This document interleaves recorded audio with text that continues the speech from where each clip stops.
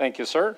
And just before we get started, for members of the committees, since we are in a very large room, not the standard committee room, if you do have questions of staff, they're all sitting up in the gallery. So we just have to be patient as they switch seats and a bit of musical chairs so they can get down to get at a microphone if you have questions of them.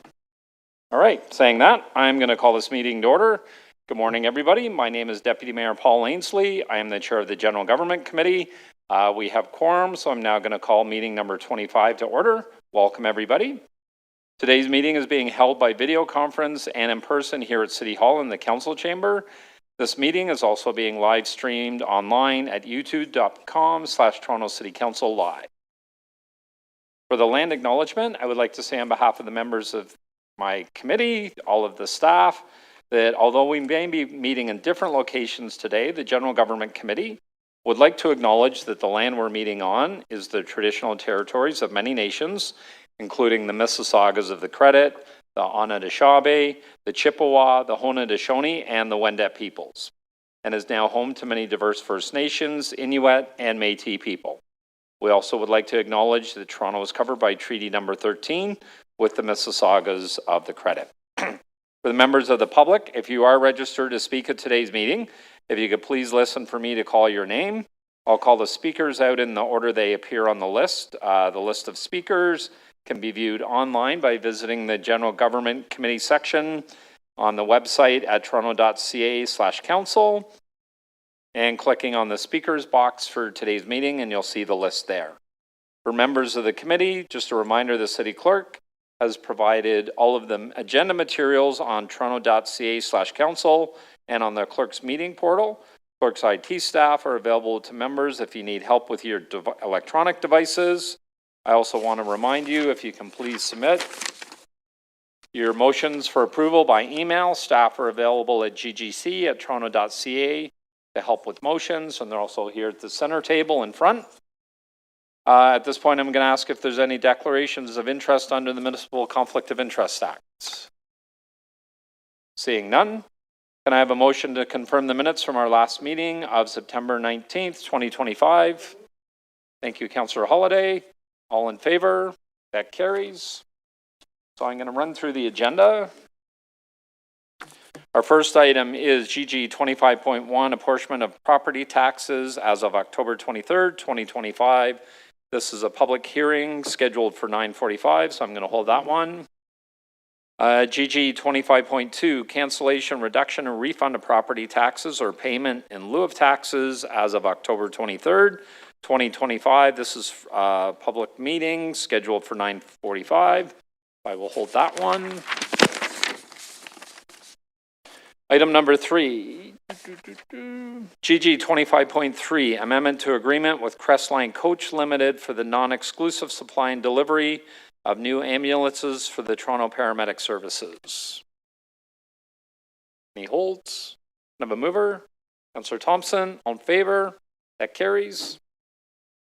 Our next item is GG 25.4, amendment to agreement with Motorola Solutions Canada Incorporated for two-way radio products and services for radio replacement lifecycle project for the Toronto Paramedic Services. Any holds? A mover, Councillor Thompson, all in favor? That carries. GG 25.5 is our next item, amendment to blanket contract 47024408 with Computacenter TeraMach Incorporated for the Veritas software licenses and maintenance to support city data center backup and recovery. Moved by Councillor Holiday, all in favor? That carries. Our next item is GG 25.6, amendment to blanket contract 47024953 with ePlanSoft for plan review and markup tool for Toronto building. Moved by Councillor Burnside, all in favor? That carries. Our next item is GG 25.7, amendment to blanket contract 47025515 with CDW Canada Corp for Microsoft Select Plus software products and support services, leveraging the provincial vendor of record. Moved by Councillor Chang, all in favor? That carries. GG 25.8, amendment to blanket contract number 47025543 with OpenText Corporation for enterprise document and records management products and professional service leveraging for provincial volume licensing agreement. Sorry, Councillor Thompson. Okay, Councillor Thompson. So a recorded vote on number 8. All in favor? Councillor Holiday, Councillor Chang, Councillor Nunziata. Oh, sorry, my apologies. Councillor Burnside, Councillor Ainsley in favor, opposed, Councillor Thompson, that carries. GG 25.9, amendment to purchase order number 6048288 with AECOM Canada ULC for professional engineering services for the Dufferin Staff Facility Project. Councillor Holiday is holding number 9. Number 10, GG 25.10, amendment to purchase order number 6055480 with Rossclair Contractors Incorporated for general contracting services at 2299 Dundas Street West. Any holds? Can I have a mover? Councillor Chang, all in favor, that carries. Number 11, GG 25.11, amendment to purchase order 6046601 with Graham Construction and Engineering LP and purchase order 6046595 with AECOM Canada ULC for the Ashbridges Bay Treatment Plant UV Disinfection Facility Construction Project. I have a mover. Councillor Thompson, all in favor, that carries.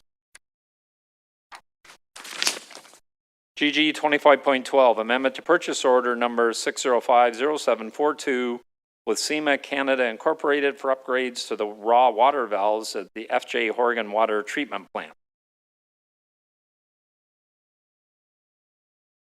Any holds? I have a mover. Councillor Holiday, all in favor, that carries.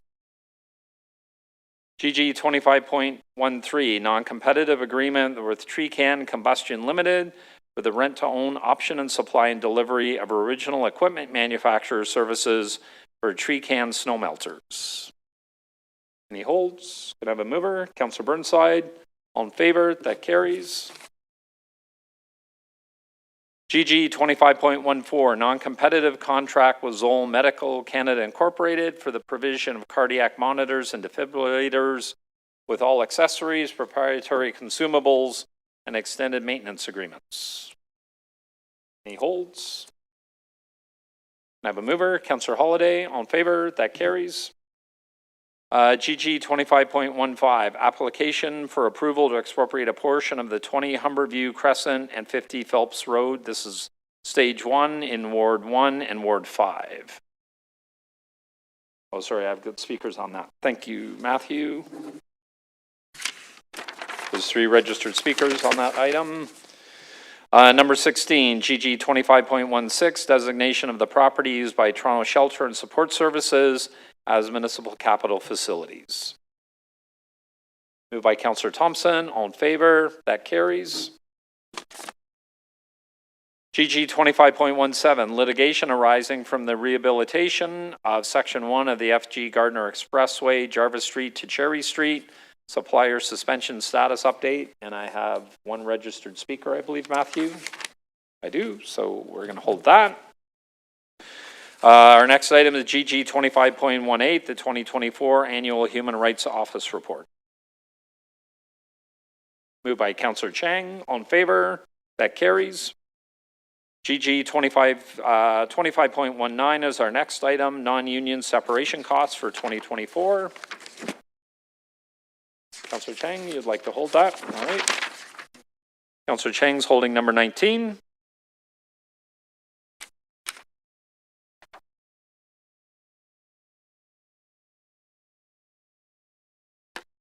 Sorry, number 18.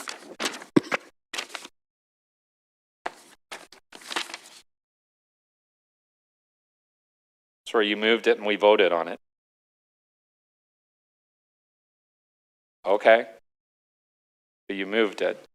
Okay. I have a motion to reopen number 18.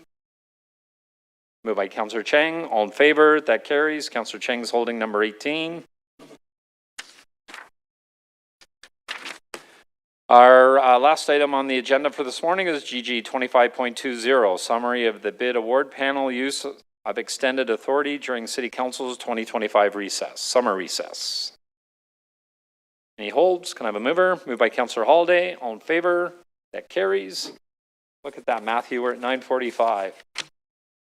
So we are going to deal with our first item, which is GG 25.1, apportionment of property taxes as of October 23rd, 2025. This is a public hearing. We don't have any registered speakers, Matthew. I will put the recommendations in the report. Oh, there's all right.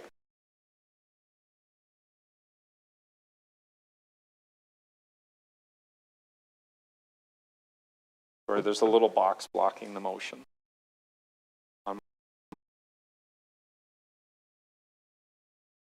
On the screen here, there's a box I moved. I'll give it a shot. The General Government Committee approved the individual, approved the individual tax appeal application made pursuant to Section 322 of the City of Toronto Act 2006, apportionment of taxes identified in the detailed hearing and report marked as Appendix A to the report October 1st, 2025 from the Executive Director, Finance Shared Services, excluding the following applications, known as located in Ward 18, original roll number 1908-09-2-770-00510, better known as 341 Willowdale Avenue for the tax year 2021. All in favor? That carries. Item is amended. That carries. Our next item is also a public hearing, GG 25.2, cancellation, reduction, or refund of property taxes or payment in lieu of taxes as of October 23rd, 2025. We have two registered speakers. The first one is Gung Hong Lai. Online. Gung Hong Lai, can you hear me?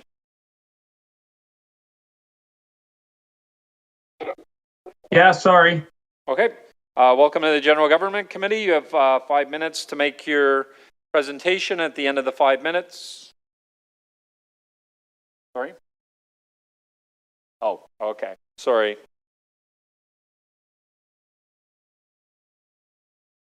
Okay. Gong Hong Lai, if you could unmute yourself, please, so we can hear you.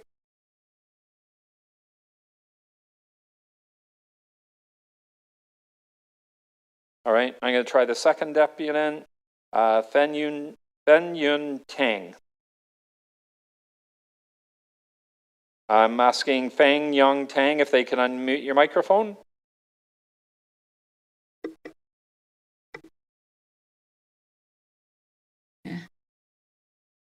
Hello?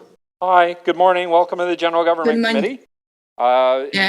It's your turn for your deputation. You have 5 minutes to make a deputation to the committee. You have 5 minutes. Each member of the committee can ask you questions for up to 5 minutes if they so choose. Then we bring it into we bring it back into committee where each member of the the committee can ask questions to staff for up to 5 minutes. So you have 5 minutes whenever you're ready. Oh, okay. Yeah, I'm ready. Yeah. Okay. You can start. Yeah. I ask my neighbor, they have that bungalow, they have that same amount of property tax with our paid. 你说你想干什么？ We want to. That's why we want to ask that refund and reduce the property tax.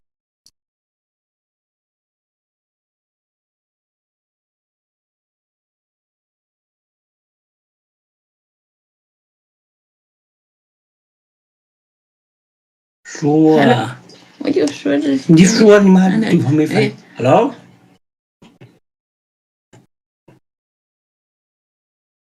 你妈给你5分钟，让你说了，你不听你等着，回我干嘛哭啊？ That's why our house is burned in 2018, and we later they have the convoy, and we no money to build. That was spend more time to build. That one is still is in under construction.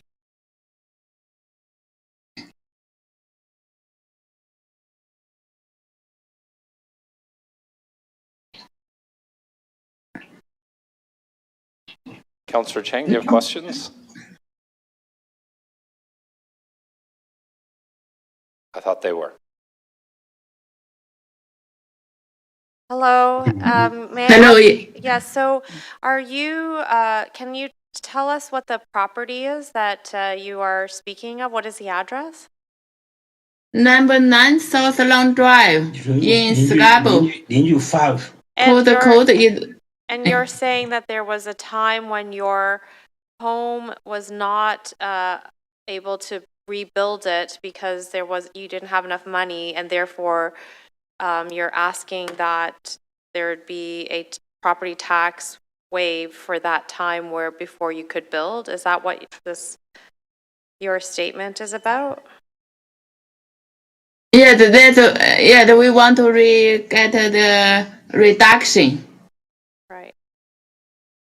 Based on that you did not build the house right away, is that correct? Yeah. Okay. That's all my questions. Thank Okay, you. thank you, Councillor Cheng. Other questions of the deputant? Seeing none, so we'll take it into staff. Any questions of staff on this item? Councillor Cheng? So just wondering, this deputant is asking that their property be considered for a waiving of property taxes for the period that their home was not able to be constructed. Is that already in this report? Good morning. Through the chair, the application was submitted for unusable. We forwarded the application to the Municipal Property Assessment Corporation. The feedback that we received is that the property is at vacant land. So with an assessment, there is a portion that is attributed to structure as well as vacant land. So they are not paying any taxes for a structure, solely for the vacant land portion of the assessment. That's why the application was put as no recommendation for a rebate. So they will not be paying the full home property tax at this point, just the vacant land portion? Yes, that's correct.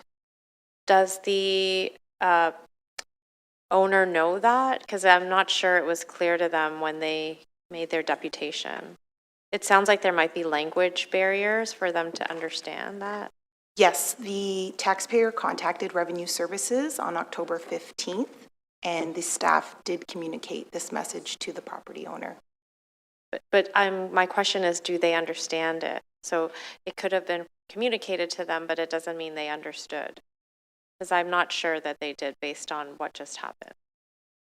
They are more than welcome to call the office again, and we can try and have a staff member that possibly can assist with the language barrier. Right. We can have somebody contact them again. Sure. I do speak Mandarin. If my help is needed, I could also try as well. So if that is helpful, I'm happy to reach out to this person and try to explain that. Okay. Thank you. Thank you Very much. Appreciate it.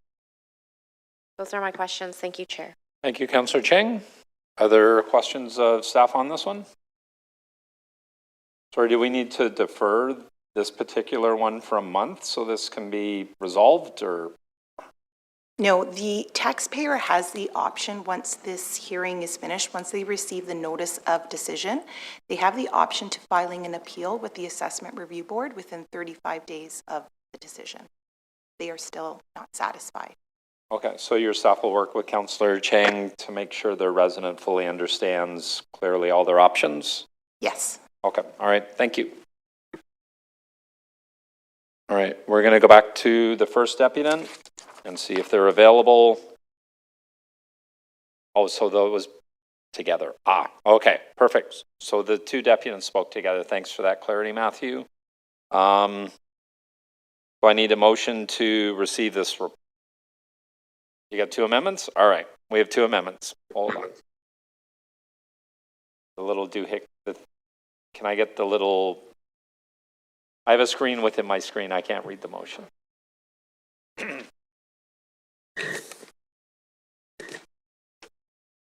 Perfect.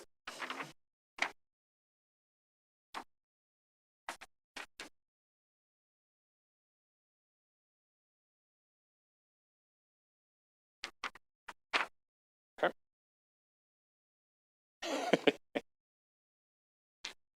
Am I required to read all these numbers, or? All right, perfect. All right, so motion number 1, recommendation number 1 be amended to read as follows. The General Government Committee approved the individual tax appeal applications made pursuant to Section 323 of the City of Toronto Act 2006, resulting in tax reductions, excluding phased-in/capping amounts identified in the detailed hearing report marked as Appendix A to the report October 1st, 2025, from the Executive Director, Finance Shared Services, excluding the following applications. And as the chair, instead of reading all of them, I'm going to take it as read, and it's on the screen. Councillor Holyday? If we can scroll up just a couple of lines. A couple more. Is that Queen Street or Quen Street? Good catch, Councillor Holyday. Got my glasses today, Mr. Chair. Yes, it should be Queen. Apologies. Now you're making me glance over all of the others. All right, so that's right. Motion number 1 and motion number 2. The recommendation number 2 be amended to read as follows. The General Government Committee approved the individual tax appeal applications made pursuant to Section 325 of the City of Toronto Act 2006, resulting in tax reductions, excluding phase-in/capping amounts identified in the detailed hearing report marked as Appendix B to the report October 1st, 2025, from the Executive Director, Finance Shared Services, excluding the following application. Ward 15, appeal number 202-50780 for the property known as 2452 Bayview Avenue, roll number 1908-08-1-580-06400. Sure. Any particular one or all of them? Okay. If you provide the coffee, I'll do the reading. All right, says there's no questions of the mover other than that one. All in favor of the 2 amendments? They carry. Item is amended. All in favor? That carries. All right, our next item is GG 25.15, application for approval to expropriate a portion of 20 Humberview Crescent and 50 St. Philip's Road, Stage 1. We have 3 registered deputants. The first one is Robert Ackerman. I don't have any I'm doing the ones with deputants first.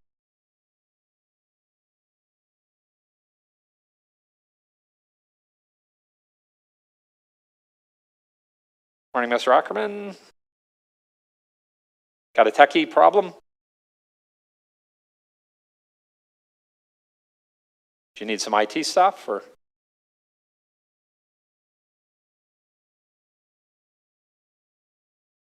Is there somebody that could help the deputant?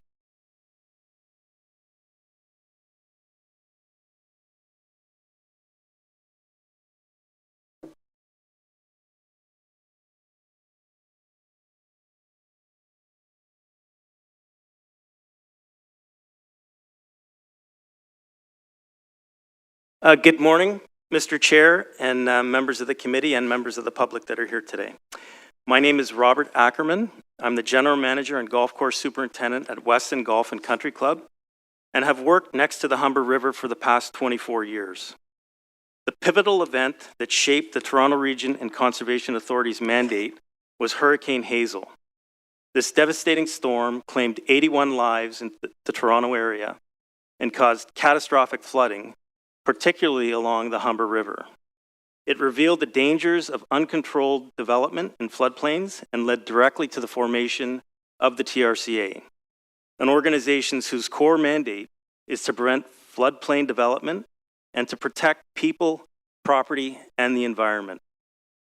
It's for that reason that we at Weston Golf and Country Club feel so strongly that this project, as currently proposed, contradicts the TRCA's own founding principles. Together with the City of Toronto, the TRCA is proposing to build permanent structures within the Humber River floodplain below the 100-year floodline. Yet in 2008, when Weston sought approval to construct a small pump station in that same valley to comply with new provincial water taking requirements, we were told by TRCA that we could not build below that same 100-year floodline. At significant expense and almost my job, we relocated our pump station to meet those standards. The TRCA's policies and guidelines are clear, and we have followed them. So I ask, why are there now two sets of rules? In the spirit of collaboration, Weston has not simply opposed the Mid-Humber Gap Trail project. We support the goals of this initiative and have developed a fully engineered and costed East Bank solution with industry-leading experts at our own expense. Unfortunately, this alternative was not thoroughly explored during the city's initial route evaluations, which dismissed the East Bank as unstable. Yet every single day for the past 24 years, I have watched multiple GO and freight trains pass safely along that same East Bank. In addition, the West Bank alternative is inconsistent with TRCA's policies related to construction of structures within the floodplain and other TRCA guidelines.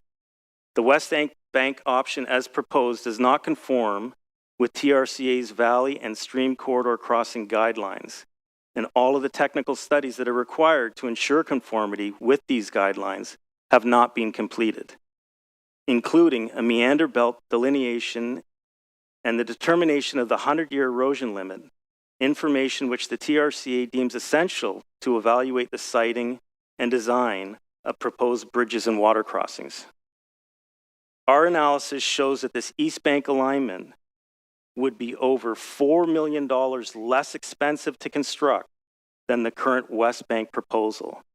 And that figure of $4 million excludes the expropriation costs, the required mitigation work to our course and irrigation infrastructure, and the operational impacts to our business.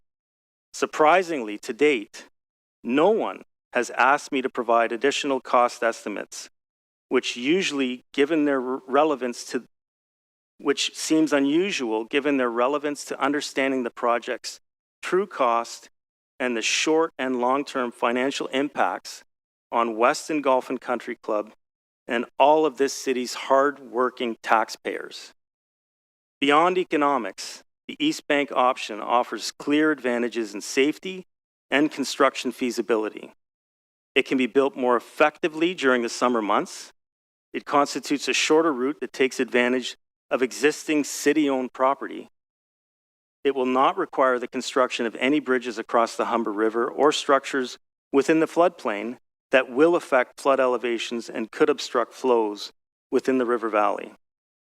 It'd be safer for users, providing clear egress routes in the event of flooding or emergencies. It'd be cheaper to maintain long-term as it would not be subject to repeated flooding and ice damage, both on our property and to the structure.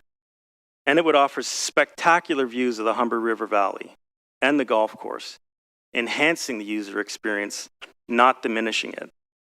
By contrast, the West Bank alignment would position users directly over the river, with no safe exit in a flood or emergency, and would involve more complex, costly, time-consuming construction and repeated maintenance after every storm or ice flow event.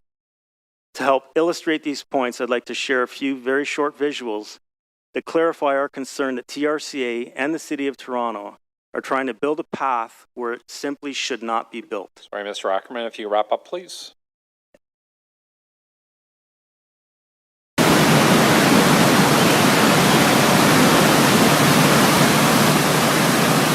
That's humming.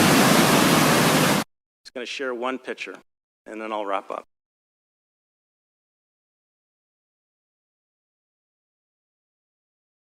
This is a picture taken from the bridge the day after Hurricane Hazel took place. And that blue line signifies where the city is currently proposing we put a bike path.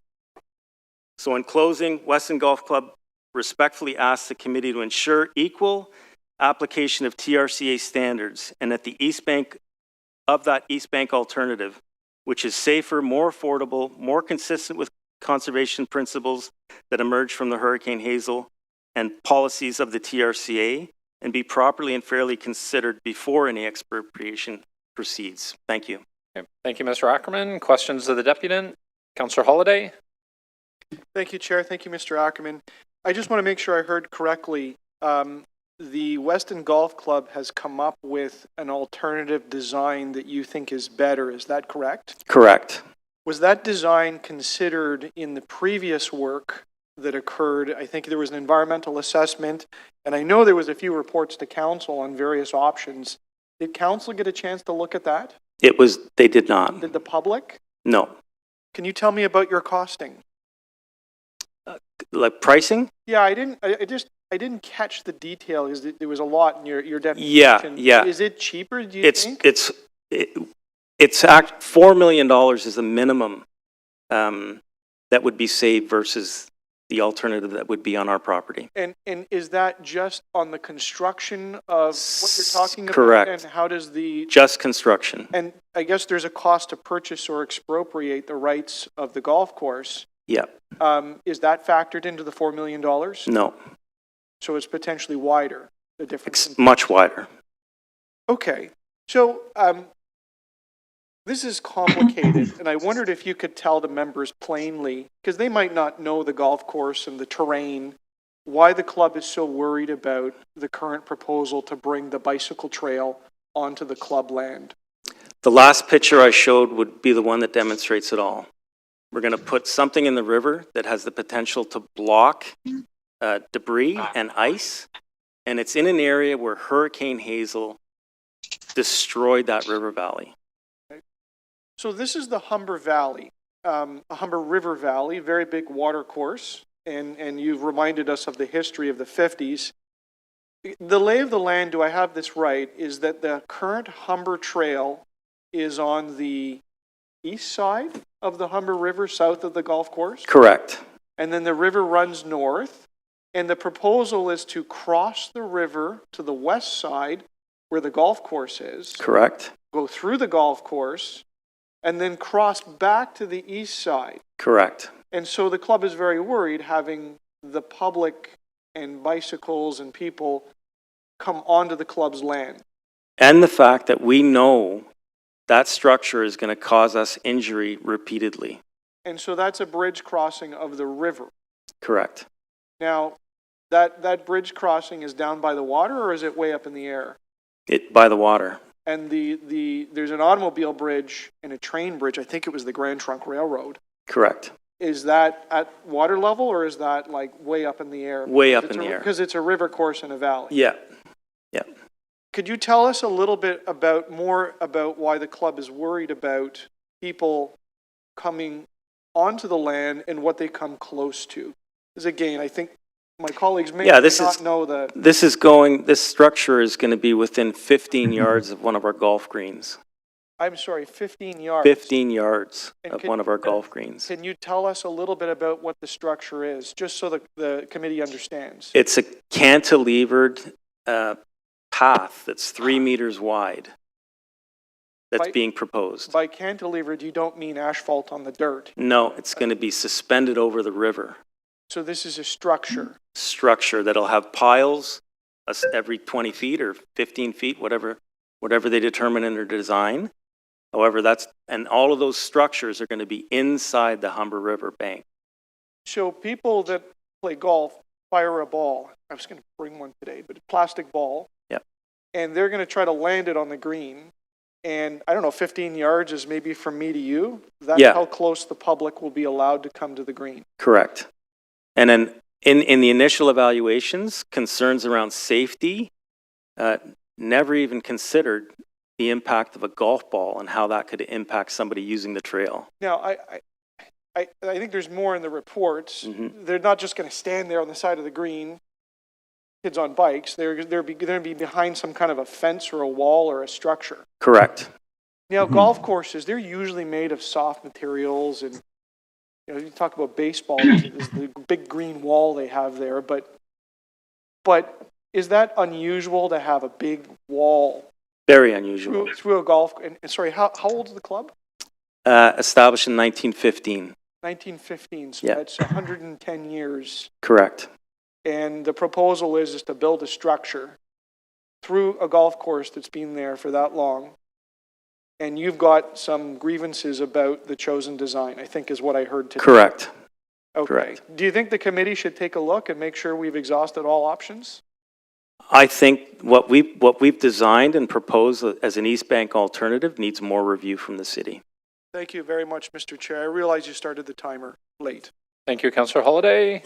Other questions of the deputant? Yes, Councillor Ainsley, can you hear me? Councillor Crisanti, go ahead. Yes, I'm here, yeah.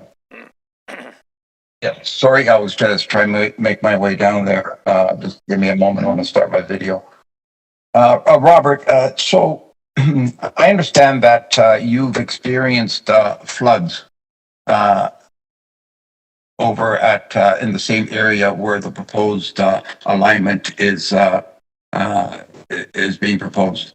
Can you talk about that a little bit? The type of floods you've experienced? Yes, severe floods have been experienced in that location. I did have a video that was going to show one of them, but I ran out of time. Okay.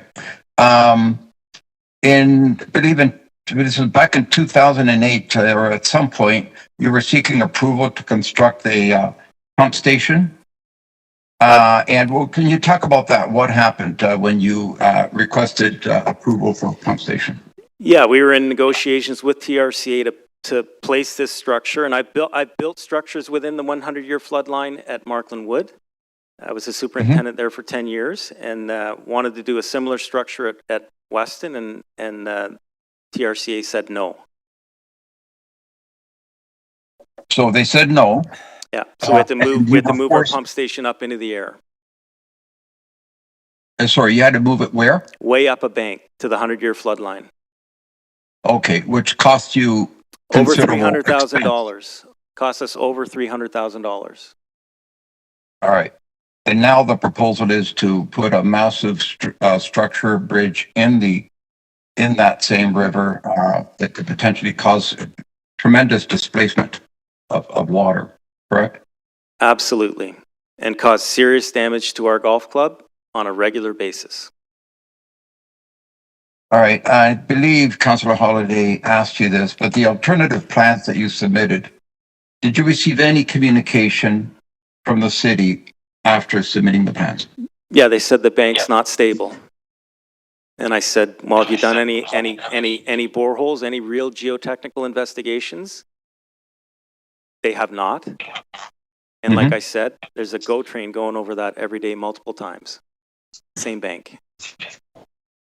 And you also have, obviously, your members have serious concerns about safety. Can you speak to the safety concerns again, please? I may have missed that, so I apologize. Yeah. Our concerns, biggest safety concern is those of the users of the path. Because this path is going to be suspended over the river. So when they want to bring it onto our property, there will be no egress onto our property. We need to make sure that the users of the path are protected from the impact of a golf ball off the golf course, so that the golf course side is blocked off that whole run. The rest of the run, you're hanging over the river.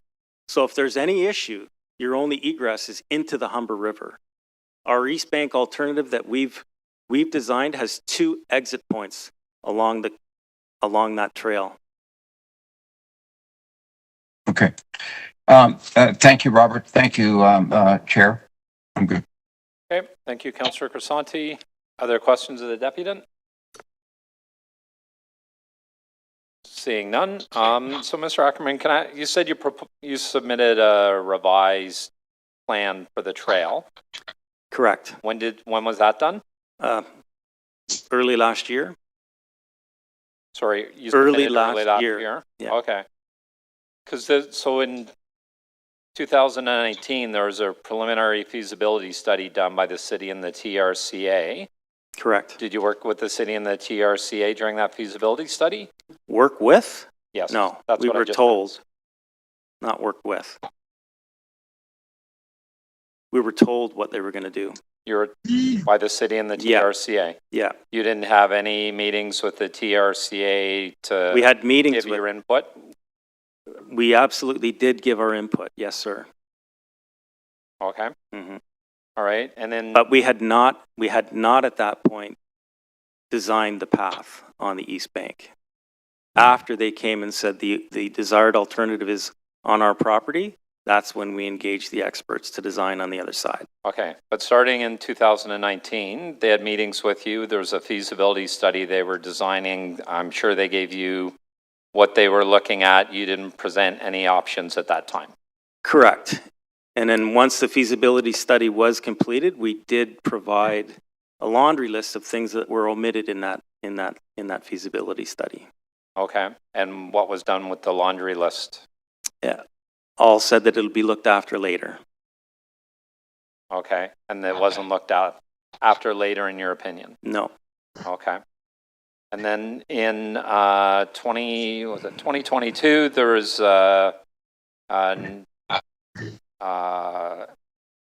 what's it proper?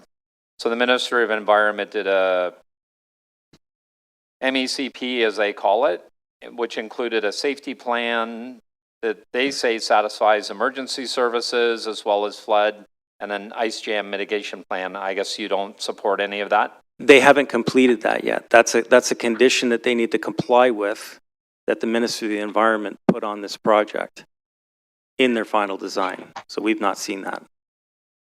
You haven't seen either one yet? No. No? Okay. All right. Okay. Thank you very much. Okay, thank you very much for the time. Our next deputant. Our next deputant is Dave Bennett. I believe he's doing it online. Mr. Bennett, can you hear me?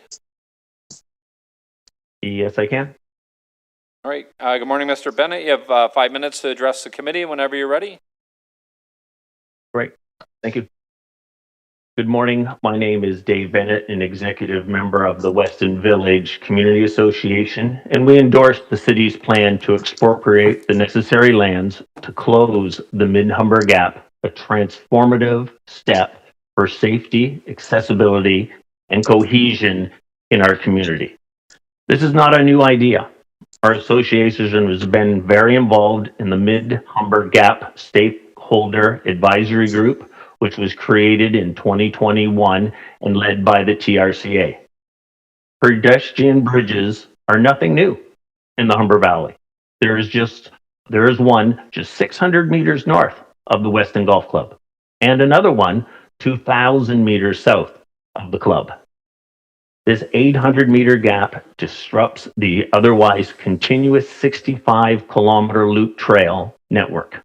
In Weston, this gap forces trail users into a large set of stairs into traffic, creating barriers to accessibility and safety. Our association represents hundreds of local residents. We've heard overwhelming support for the completion of the Mid-Humber Gap connection. It's been championed by our local BIA, the TRCA, developers, and multiple community groups. They all recognize its role in Weston's ongoing revitalization. This project is not controversial in our community. It's eagerly anticipated. This project has gone through extensive city and TRCA studies, including public engagement. It's disappointing to see individual landowners seeking to block a citywide benefit of accessibility that serves thousands. The Mid-Humber Gap isn't just a trail. It's a bridge between communities, a step towards a healthier, more connected city. We urge council to approve the expropriation report and move forward with confidence. Weston is a place where we work together as good, engaged neighbors. We believe that through engaged design, all positions have a voice to achieve a solution for the greater community. On behalf of the Weston Village Community Association, we thank city staff, the TRCA, and Councillor Nunziata for their steady leadership in bringing this project to the finishing line. Let's continue to collaborate to close the Mid-Humber Gap and make it accessible for everyone. Thank you. Thank you, Mr. Bennett. Questions of the deputant? Sorry, Councillor Nunziata, outside councillors first. Councillor Nunziata. Thank you, Dave, for the deputation. Now, you've been involved with all the community meetings that we've had in the past. Well, it's been 20 years now, but you've been involved with it and participated in the Western Community Association. And at that point, when we discussed the project, Councillor Ford at the time represented that area. And he was in full support of it. He attended our meetings. And can you tell us, as you know, the Western Loop is a project that we're working on. So what would that connection be with the Mid-Humber Gap? Because part of the Western Loop that's coming to council in the next couple months is that connection to the Mid-Humber Gap. So maybe you can talk a bit about that project. Sure. So the Weston Loop project is very exciting. As you know, the trail connects all of our local parks. Very accessible, right? There's no stairs except here, and every park has a different type of focus. Where you've got the Lions is more directed towards sports. Cruikshank has a new play set in there, so it's more for toddlers under 10. If you go even south and go across the bridge and go into Raymore, you can see the trout going up the ladder, and we've got an off-leash dog park across the river. And so this trail continues to meander. It goes all the way to the lake. What a great way for our families to enjoy a slow pace all the way down to the river, except they can't go north. They can't go north. You see families. My latest vision just sticks in my head as a man of with 4 children. Little toddler learning how to ride a bike, tricycles. Training wheels. They're going north. Yeah, and here they come back with a sad face. They thought that trail continued on. It doesn't, unless you want to do 2 to 3 stories of stairs. Go into Weston Road, because that's where the trail continues on. That's a corridor, right? It's just unbelievable that this gap is not completed. It's a shame. It's a huge asset. Our loop has a vision of all of these parks being all connected and made as one, with all different types of points of interest for everyone to enjoy with full accessibility. Thanks for the question. Okay, thank you, Councillor Nunziata. Councillor Holiday, questions of the deputant? Thank you, Chair. Thank you for speaking, Mr. Bennett. Can you tell us, does anyone not think closing the Humber Gap is a good idea?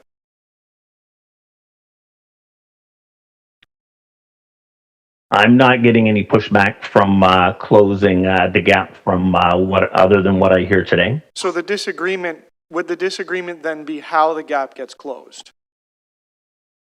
Correct. And the TRCA, through that SAG meetings that happened over multiple years, they looked at doing the trail on the East Bank, and the TRCA went through extensive reasons on why it's not on the East Bank. Thank you. Yeah, I saw the report, but you said the community was very interested. You're here to talk on behalf of the community.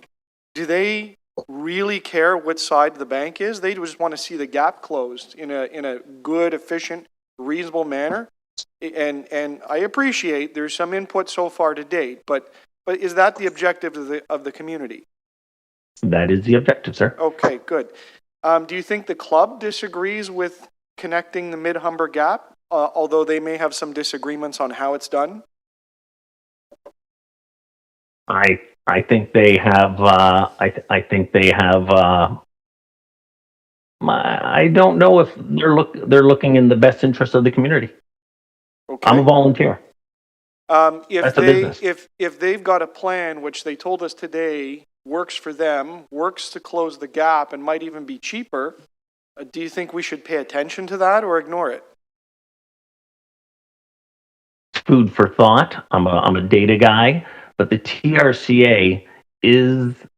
Do we not believe in the report?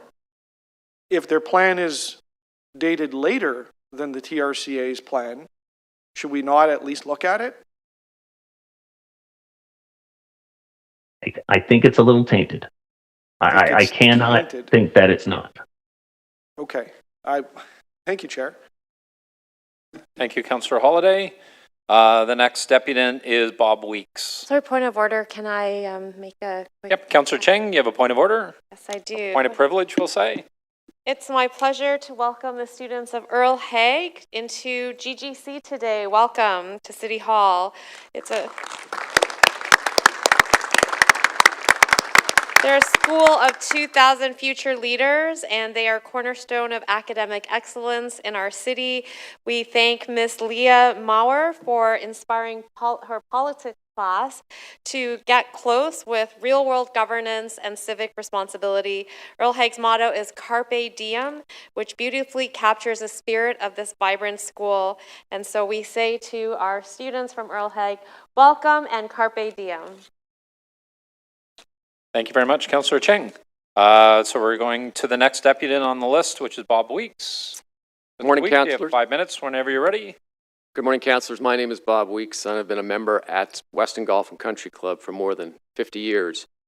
And I want to stress from the start that I am in support of closing the Mid-Humber Gap, but not in the manner currently proposed and not by the way of this appropriation of land. As some of you may know, I am also a journalist, and I've covered golf for the last 38 years across Canada and around the world, and it is a job that's led me into the Canadian Golf Hall of Fame. And I tell you that not to boast, but to let you know that I feel qualified to speak about golf courses, and more specifically what this expropriation would mean to Weston, one of Canada's oldest and most respected golf courses. Golf is the only major sport where the playing field is different at every location, and that's because golf courses are built to fit the land on which they rest. For golfers, every hole is a signature of the designer. It's a work of art. The great architects to golfers are known in the same way great painters are. Willie Park Jr., who designed Weston back in 1915, is known as one on the same level as a Michelangelo or a Van Gogh. Ask a golf fan to name a famous hole and you'll come up with all sorts of answers. The 17th at the Old Course in St. Andrews, Scotland is known as the Road Hole. The par 3 12th at Augusta National, home of the Masters. In Canada, there is the 4th hole at the par 3 4th at Banff Springs, known as the Cauldron. And the 18th at Glen Abbey, a hole that's been designed by Jack Nicklaus, probably made famous more by Tiger Woods. The second hole at Weston is also famous. It is Weston's signature hole and has been photographed and talked about for as long as it has existed. And not just by everyday golfers, but by some of the best to ever play the game. In 1954, a young Arnold Palmer won his first professional golf tournament at Weston, launching one of the great careers in golf. And 50 years later, I had a chance to interview him, and when I asked him what he remembered about the golf course, the first thing he said was the second hole. He called it one of the most dramatic holes he had ever played. This past summer, Rory McIlroy played at Weston, and when I spoke to him after the round, he also mentioned the second hole, saying it was one of the best risk-reward holes he had ever seen. And that's pretty high praise from two of the best to ever tee up the ball. But by allowing this expropriation, this council is not just grabbing a section of land, but it is ruining history. You are, in golf terms, pushing over the statue of David and watching it splinter into a million pieces because you can never restore it. It is also sending a message to the estimated 500,000 golfers in the city of Toronto that it doesn't care about the sport in the way we think it should, and that the history of the other 30 golf courses in this city, inside the city limits, could be at jeopardy. If there was no other way to close the Mid-Humber Gap, I would likely wouldn't be here, but I think it's important that it be done. But there is an alternative. As my colleagues here has shown earlier today, there's a better, less expensive way to close the gap, and it would allow the golf course to remain untouched and those who use the pathway to no longer have to detour. Seems like a win-win situation. Therefore, I urge this committee to postpone any vote on this expropriation until a full review of the options has been completed. Thank you.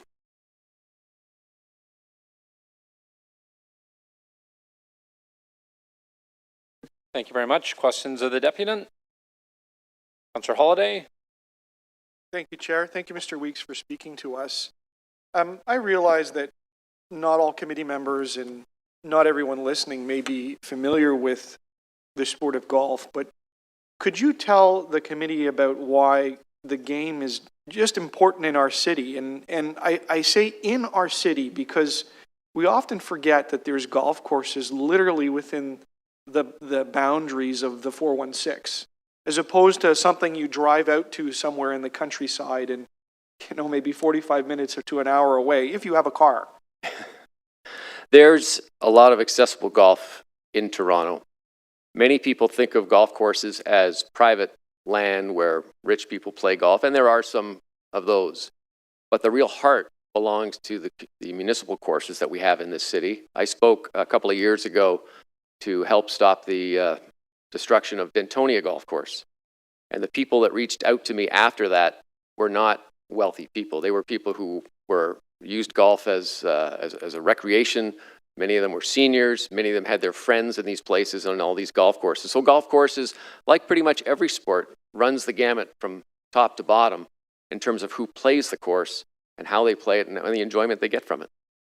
So it's been a while since a golf course was built inside the city of Toronto. And I think it's fair to say that it may be a long way off before another one gets built because they're very land intensive, and that's part of one of the joys of the course, right? The green and open space. But the lack of the creation of new courses, does that mean that golf is uninteresting or is on the decline, or is it going the other direction? Golf right now is undergoing one of the biggest booms in its history, certainly in Canada. When the COVID came in and people didn't have a lot of things to play, golf was one of the few outdoor activities you could participate in. Right now, 5 city-owned golf courses are busier than they have ever been. I spoke with the manager of the 5 properties recently. There's not a golf course in this city that doesn't have a waiting list. And if you are going through it. Sorry, gentlemen, if we could get back to the item at hand and not public golf courses in Toronto, I'd appreciate it. Thank you. Okay. Could someone, Mr. Weeks, could you tell me where this golf club came from or how it started? Who started it? Weston Golf Club was started by some people who lived in Weston originally. It was originally a smaller golf course, a few holes, and it has grown over time. They brought in this famous designer, as I mentioned, Willie Park Jr., to lay out the full golf course of 18. It has a long history of hosting great championships, Canadian Open included, Canadian Amateur Championships, and it has really remained virtually untouched since it was started. A few minor housekeeping duties have done there. And I realize you may not be fully qualified to answer this, but you are a member and you know people. Would you say that there are plenty of members that golf there that live in the area, that live in Weston or live in Etobicoke, whether it's Ward 1 or Ward 2, that's all close by? I mean, there are many local people that use this space. The vast majority of the members there are live in this community. In fact, we just finished up having a charity golf tournament that supports needy organizations within the Weston area and the Etobicoke area. So it's always looking to give back to the community we reside in. And finally, you're someone that knows golf really, really well. And I want to make sure that it's not fully an academic discussion, and it is not people just opposing the idea of a public trail coming into an area where there's golf balls flying around. But could you give me a sense of what some of the concerns that a golfer would have, with the proximity of a trail 15 yards away from perhaps the most intimate part of the game, which is the green? Well, I think despite all the methods and things that have been laid out to provide safety for people using that path, I can tell you from experience that golf balls have a way of finding holes and fences finding ways to injure people. I would be hopeful that that would never happen. But I think there is a danger and there's a consideration that must be taken when these people are using the trail that right now is proposed to go very, very close to the golf course. So that safety is, I think, the primary concern of everyone at Weston. Thank you, Councillor Holyday. Other questions of the deputant? Yep. Mr. Councillor Chair, Thompson. just one quick one, if you could give me a moment. Yeah, sorry, Councillor Crisanti, I recognize Councillor Thompson first. Councillor Thompson? Sure, no problem. Thank you. Thank you, Mr. Chair, and through you to Mr. Weeks. Mr. Weeks, good morning, and thank you for being here, sir. Just a quick question for you. As you talked a little bit about the golf balls and the safety of them and where they can and cannot go, and you can't predetermine. With respect to the proposal that's in front of us and that of Mr. Ackerman's, the opposite option, are golf balls a concern about the safety of hitting people on that side as well? I think you'd have to hit a pretty long offbeat golf ball to reach the other side of the Humber. It's a greater distance. It's a much greater distance, and it's I would say, almost negligible possibility that we could hit someone over there. Okay, fair enough. Thank you, sir. Thank you, Mr. Chair. Thank you, Councillor Thompson. Councillor Crisanti, questions of the deputant? Yes, thank you, Mr. Chair. So, again, on the same theme, I just want to be clear. So, and Mr. Weeks, in your opinion, in your expert opinion, based on the kind of terrain that players need to be successful, and the expropriation of the land, how would that impact professional golf players and their interest in playing at Weston? And of course, considering the heightened, because I've heard it a couple of times already, the heightened safety risk of hitting a pedestrian, and the ball finds its own way, it seems. And could you elaborate on that, please? Well, if it went through as planned right now, the expropriation would make it very difficult to have a decent hole on the remaining property. It would be, you could certainly put a green and a hole in there, but it would be nothing like what's existing right now, and it would be a pretty, I don't know, it would not be a very, very fun hole to play. And I'm sorry, I forget the second part of your question. It was about the golf ball, but. Yeah. So, one other final thing here. Do you think the membership would want to compete or be concerned, of the increased risk and that, and the potential injury that could cause to someone, and that could impact your membership in some way? Very, very certainly it could. And I think a lot of people are very worried about that aspect of it. I've heard that many times throughout the summer, anecdotally, but I've heard that many times, and people wondering, how is this going to affect our ability to play this golf hole? And you'd be worried about injuring someone. I don't think anybody wants to injure someone. I have experienced hitting someone with a golf ball once in my career, and I can tell you it's not a fun thing to feel or to go through. And I think people would be worried no matter how this bridge is protected. I can tell you I've seen golf balls do strange things over the years, and I'm sure they would find a way inside. And again, that is the potential that the membership doesn't want to go through. And certainly there could be some people who say, well, I'd rather join another club than go through the risk here. Well, thank you very much. Well said. Thank you. Okay, thank you very much, Councillor Crisanti. Other questions of the deputant? Seeing none, I had a couple. Mr. Weeks, in 2013, the city and the TRCA did their stage 1 of the Mid-Humber Trail Gap project, I'm going to call it. And they had community meetings. How many of those did you participate in? I did not participate in any because they were held at a time when I was traveling for work. Okay. And do you know how many members of the club participated, or the club management? I do not know. You don't know? Okay. All right. And then the same 2019, there was a feasibility study done with more community meetings. How many of those did you attend? I did not attend any of those. I don't live in the community, so it's very awkward for me to get there. But again, I travel so much for work. I can tell you that there were members from our club there. Okay. But you don't live in the immediate community? I don't believe in no. Okay. All right. And then stage 3, Municipal Engineer Class Environmental Assessment Project. Did you give any input into that? I did not. I'm not qualified, I don't think. Okay, and did the club hire anybody to give any input? I'm not privy to those information just as a member. I'm sure the people such as Rob back here probably looked after that. Okay, and my last question, the final report that came out in November 2022, do you know what input the club gave on that?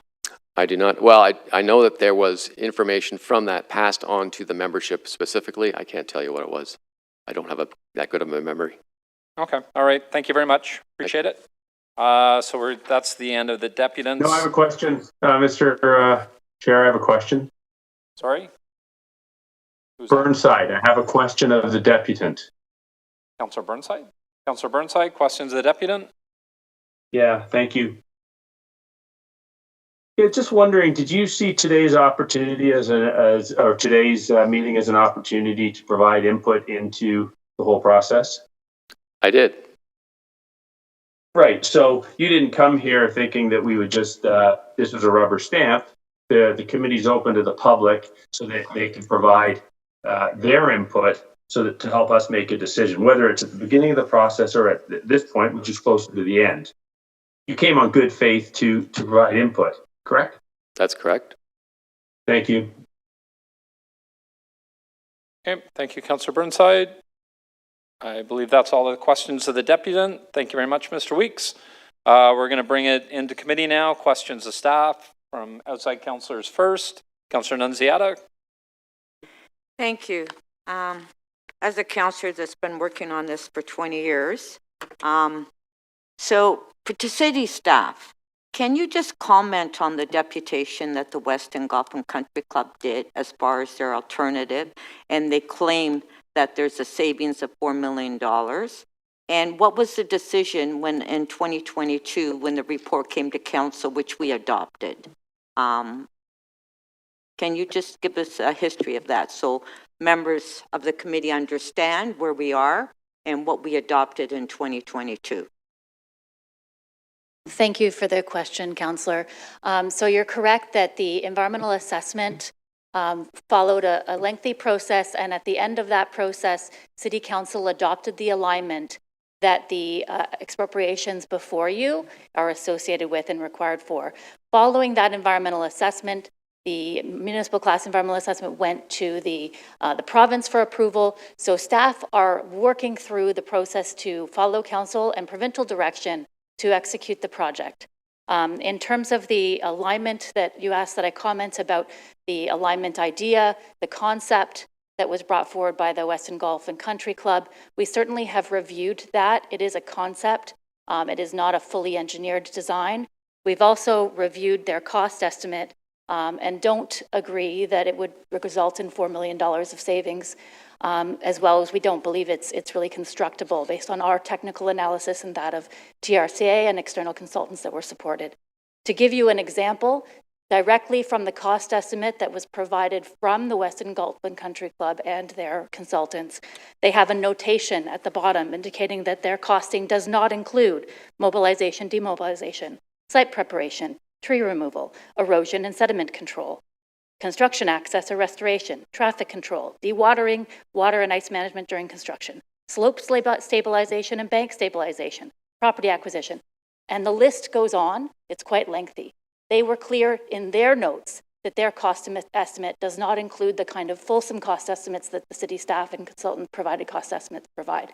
So we believe that their concept is conceptual only, and we did review a concept for an East Bank trail and found that it to be technically unfeasible.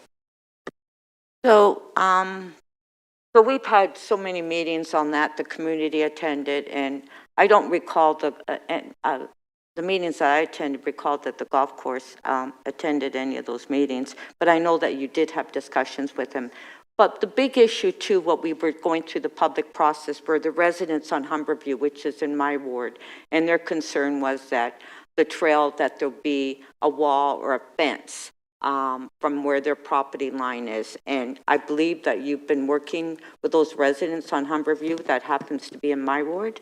Yes, we have, and the design would include a fence to separate the Humberview Land Trust lands that are included in this report from the trail. And indeed, if you don't mind me expanding, the next stage of design is going to be key to address many of the concerns that the Weston Golf and Country Club raised. So we do need to do additional detailed design. We need site access to complete the design to be able to mitigate concerns of impacts on all the landowners associated with this project. We cannot proceed with design to do so until we have this stage 1 expropriation. So this is phase 1. So you will continue working with the Weston Golf and Country Club to address their issues and then come back to council. I know that you have a timeline on going forward and work and having further community meetings. So you will continue working with them and trying to address their concerns, correct? That's right, Councillor. The Stage 1 report is our initial report that brings us under the Expropriation Act and gives notice that we are proceeding with an expropriation. After that, we go through some formal stages, and before any permanent expropriation is completed, we do need to come back to council with a Stage 2 report. Okay, thank you. Thank you, Councillor Nunziata. Questions of staff? We'll bring it into committee. Questions of staff? Well, one here, Mr. Sheriff. Councillor Crisanti. Thank you. So can we just talk a little bit more clarity on floods and the 100-year flood line, and some clarity as to if you have some history on it. We heard, and I asked the question of the deputant, that when they were interested or when they needed to build a pump station, they were told very clearly they could not build it in the particular area that they wanted to build it in, and they were asked to relocate it somewhere else. Can you speak to that? Because that, in comparison to a massive structure like a bridge, is quite significant. So what happened there, and why were they pushed to a new location, costing them a considerable amount of extra cost to relocate it? Councillor Crisanti, as a councillor with a section of the Humber Valley, you're very aware of these risks. As you know, we do work very closely with the TRCA to mitigate such risks, and they've been involved in this process since its outset. We're also, as Parks and Recreation, ones who operate and construct bridges and trails throughout our valley systems, through our ravines, which also face similar risks, and there are design solutions that can be brought to this, and we are pressed to, for example, in this case, develop studies, safety plans, and the rest to make sure that we're delivering the best product, as we have done in the Humber, have done in the Don, and will do here with our stakeholders. Can you tell me how many projects like the Mid-Humber Gap, like this a gap here that we're talking about today, make up this trail? There are a number of other projects. Can you tell me how many other projects are on the books currently or in queue? So there's a variety of projects across the city. Jacqueline can add if she wants, but we're doing a similar extension of the trail in the Don River system, including a section of that trail that actually runs adjacent to an active golf course. Would there be any harm in if this was put on pause for the moment and further consideration given to the east alignment and further discussions with the Weston Golf membership and team about that potential east alignment versus where it's currently being recommended? Yes, that there would be harm in terms of the timing of the project and the cost of the project, as construction cost is expected to escalate, as well as land costs would be expected to escalate over time. With the timing of today's report, we are anticipating a potential construction start as in 2027, 2028. We have a long way to go in steps. After this, there would be a report to Stage 2 Council either next year or perhaps early the following. We would certainly be very welcome and will continue to engage with the Weston Golf and Country Club. We can no longer negotiate with them. They've indicated that an expropriation process is the only way they would further engage with us. To the best of your knowledge, what would the total cost of completing this alignment be if it were to start in the timelines that you described? Our estimate is a capital cost of about $10 million. We acknowledge that that's at a 30% level of design, with more detail to come, and certainly more work to mitigate design impacts with the adjacent property owners. And there's additional property costs associated with that as well. So 10 million plus acquisition costs. Correct. Right. Thank you. Thank you, Chair. Thank you, Councillor Crisanti. Other questions of staff on this item? Councillor Holiday? I think my first questions are to transportation services. I just want to be clear on the dates on a few things. I think the Weston Golf Club and the deputation said that they made a submission in 2024. Is that correct? That's correct, and we've reviewed that submission and responded with letters. Okay. When was that submission made in 2024? I believe it was in March or something like that, early 24.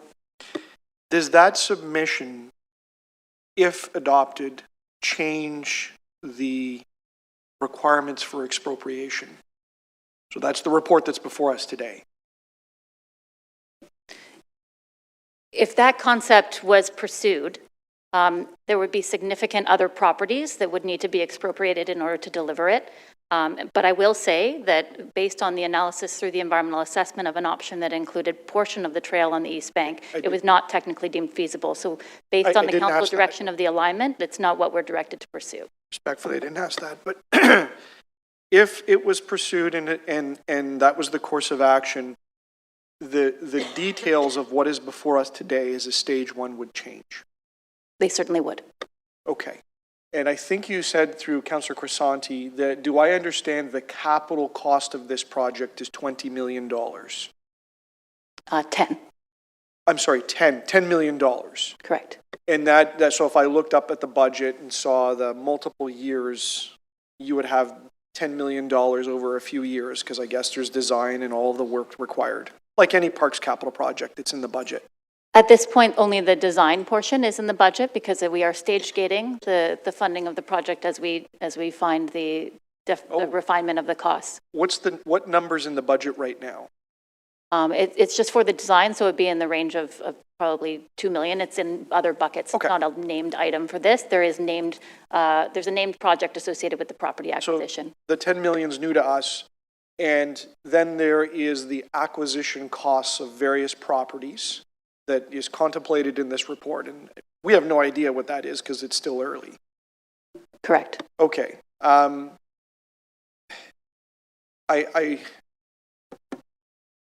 is it not me, Mr. Chair? Okay. I want to ask just a little bit about the expropriations process. Thank you to transportation.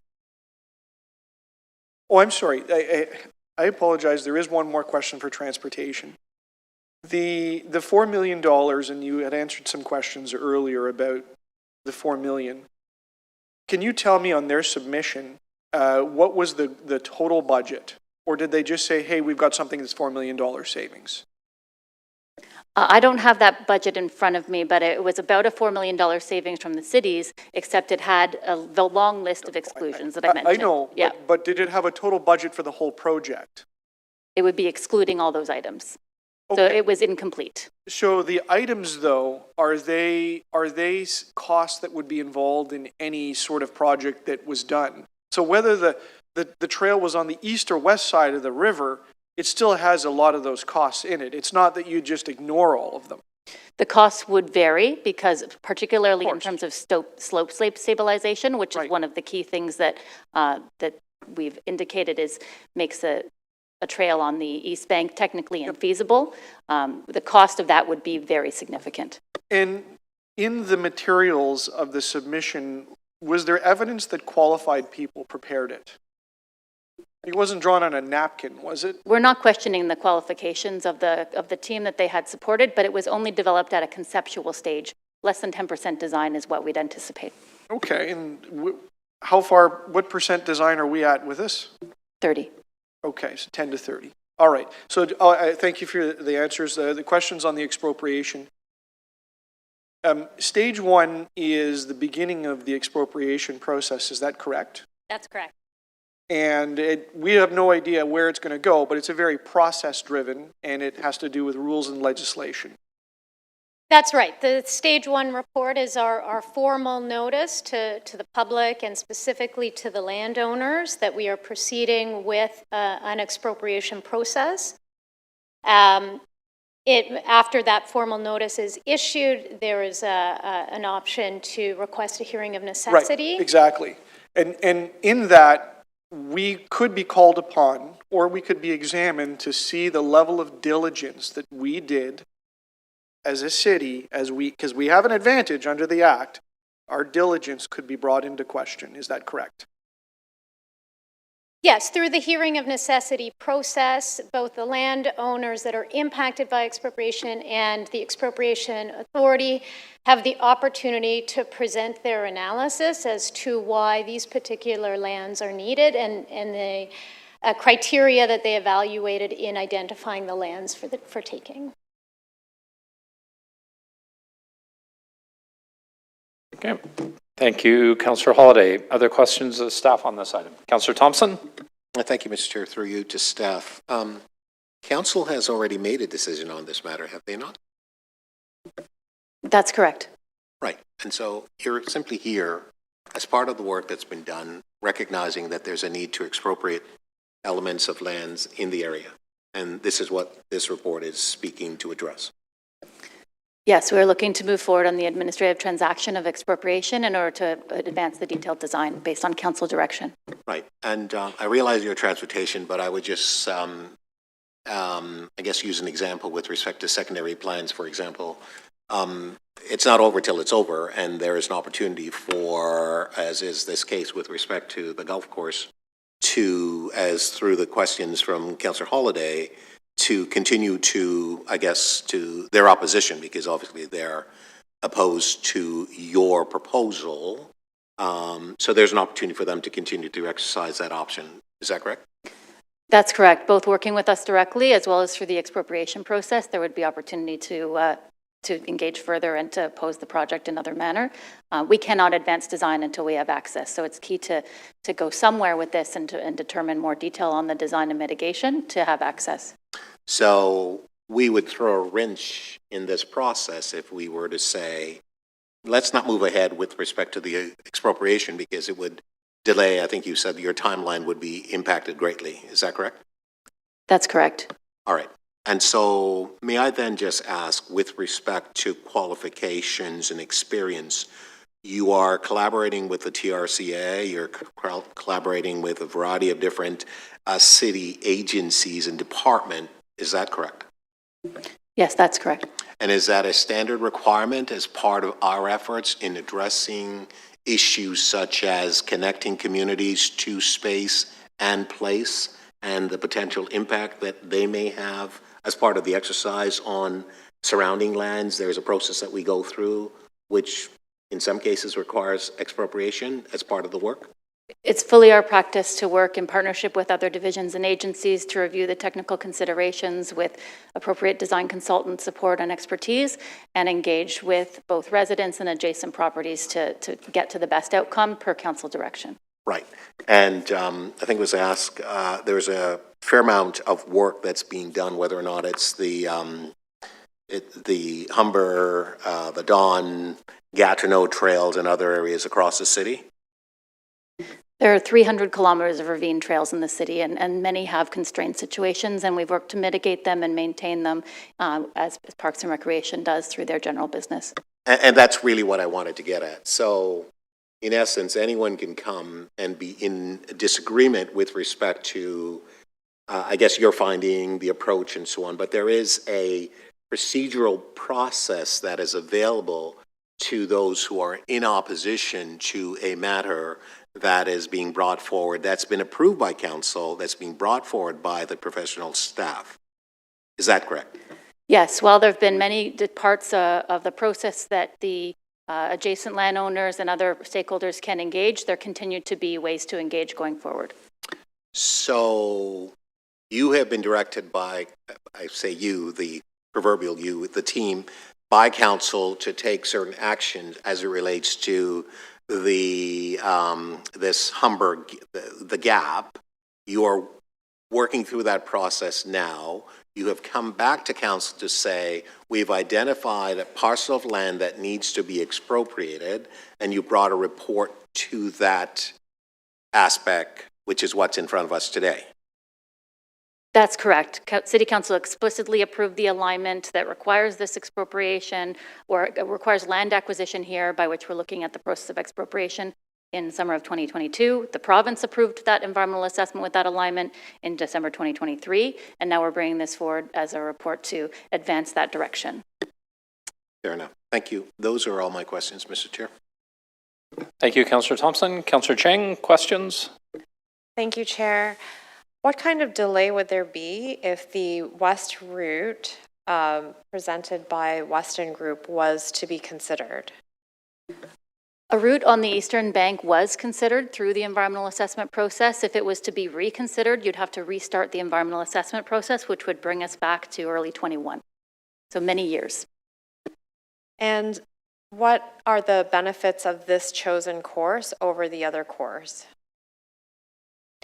The benefits of this alignment were presented and endorsed by Council back in summer of 2022, but they provide an opportunity to have the continuation of the Mid-Humber Gap in the ravine, as opposed to one of the options that was out of the ravine and along the road, which required removal of traffic lanes on Weston Road, which was not recommended.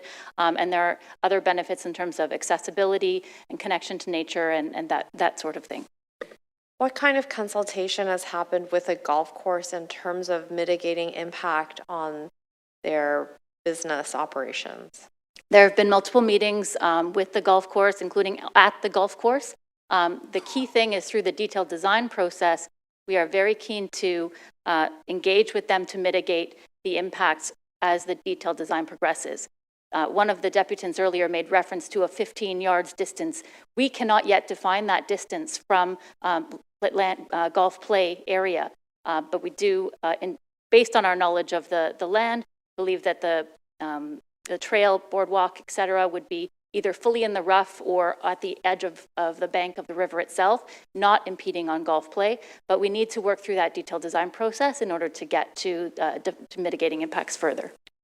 So at this point, though, are you fairly confident that golf play will have minimal impact? Yes, and that is our objective as we continue to design, as long as we have access to do so. And what can the folks at Weston expect in the days and weeks to come as we move forward through this expropriation process? What level of engagement will they be offered in terms of design and consultation? As a stage one expropriation, once at least a temporary easement is granted in order for us to undertake evaluation, we would then be presenting design refinements for feedback and looking forward to actively refining that and negotiating with them on any issues related to costs that we cannot do unless we have this kind of direction to proceed with expropriation. And will some of those consultations happen on site in order to meet the golf players where they already operate? That would be our request, so that we can be on site together and talk about the impact on the land itself. Great, thank you. Those are my questions. Okay, thank you, Councillor Cheng. Other questions of staff on this item?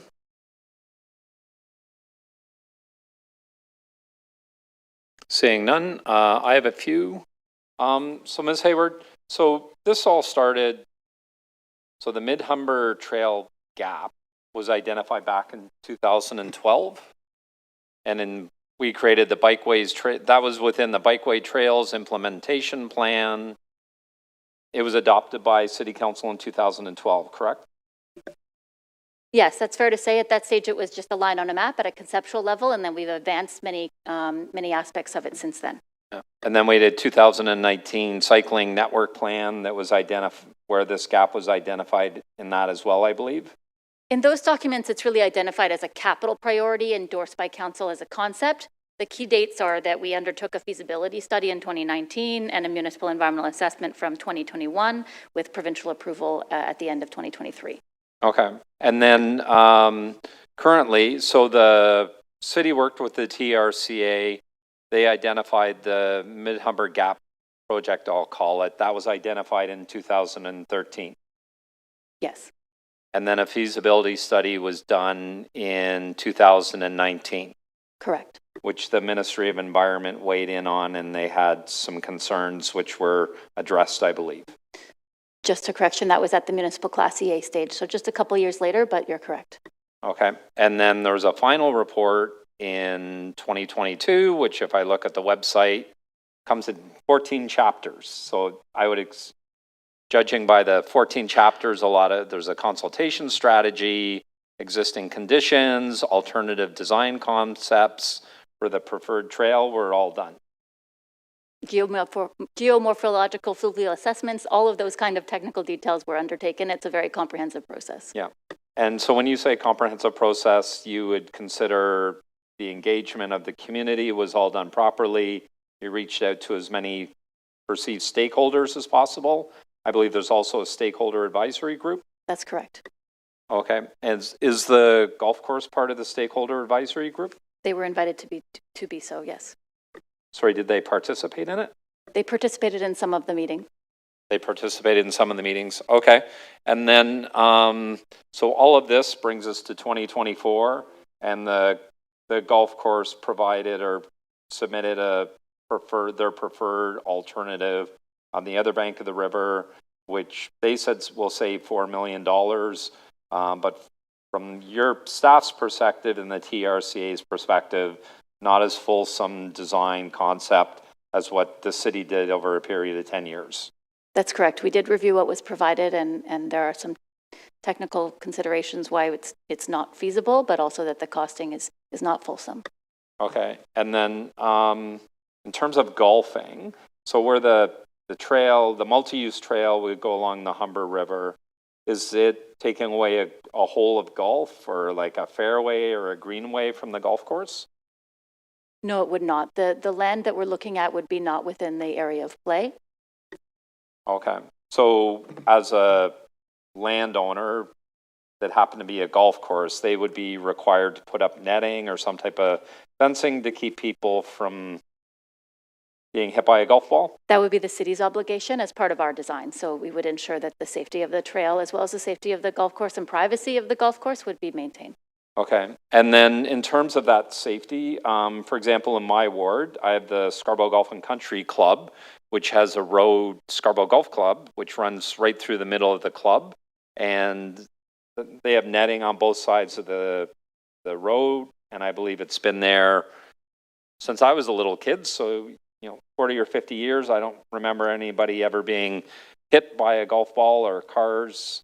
So that would be a requirement. It's not an abnormal requirement or unusual requirement that we would make. That's correct. Not unusual, and also has been anticipated from the beginning of the design. And so we include a screening of the boardwalk throughout that area adjacent to the golf course.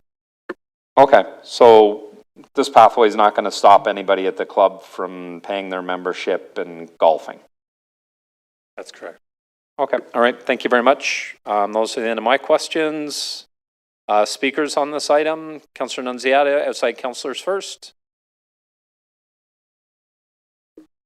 Well, thank you very much, and I'd like to thank staff. First of all, I encourage the committee to support the staff recommendation. I've been working on this project for almost 20 years now, and we went through a lot of consultation meetings.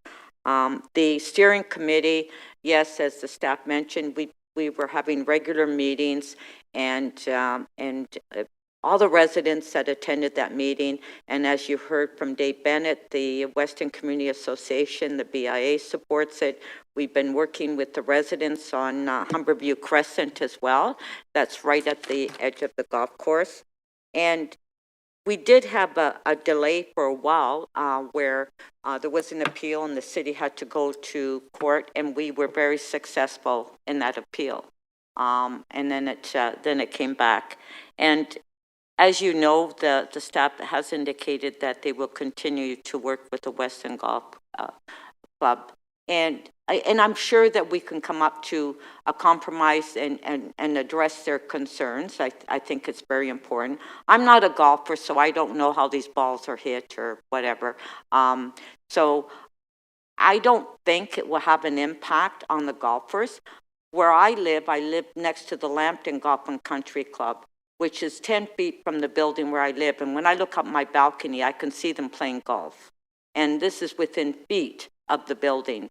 So I don't think what we have today will have any impact on the golf course. And I would like for us to work with them and try to address their concerns. And I believe we are going to. And I hope they attend future meetings that we have, because I think it's very important that they also participate.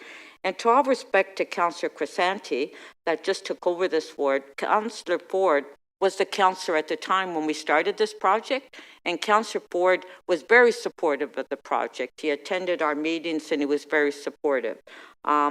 So to not support this recommendation is going to have a further delay, because we've already had a number of delays as well with the environmental assessment.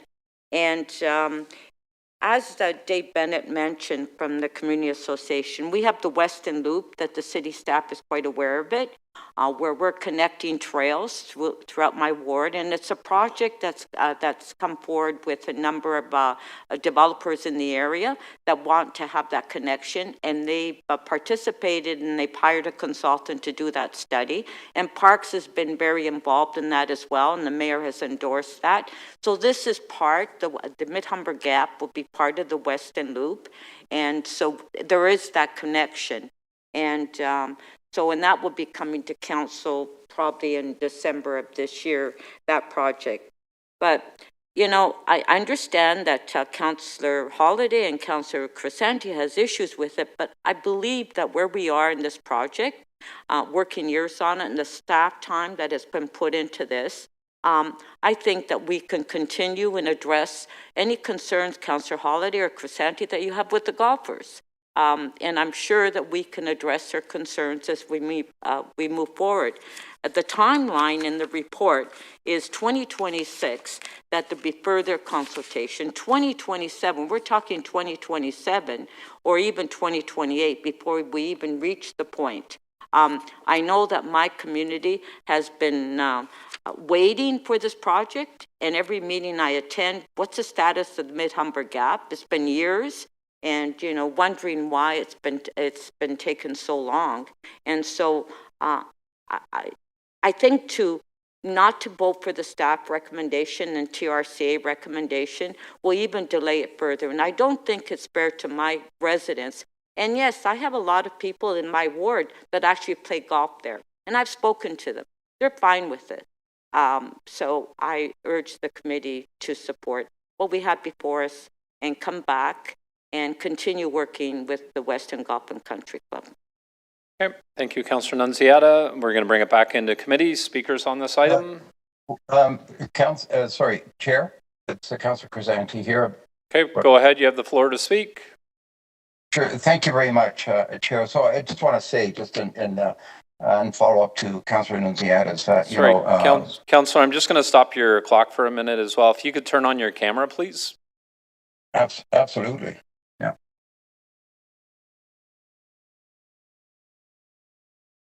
You see it there? Yep. Thank you. Yep. So thank you, Chair. So first I want to be very clear. I'm very supportive of connecting these trails.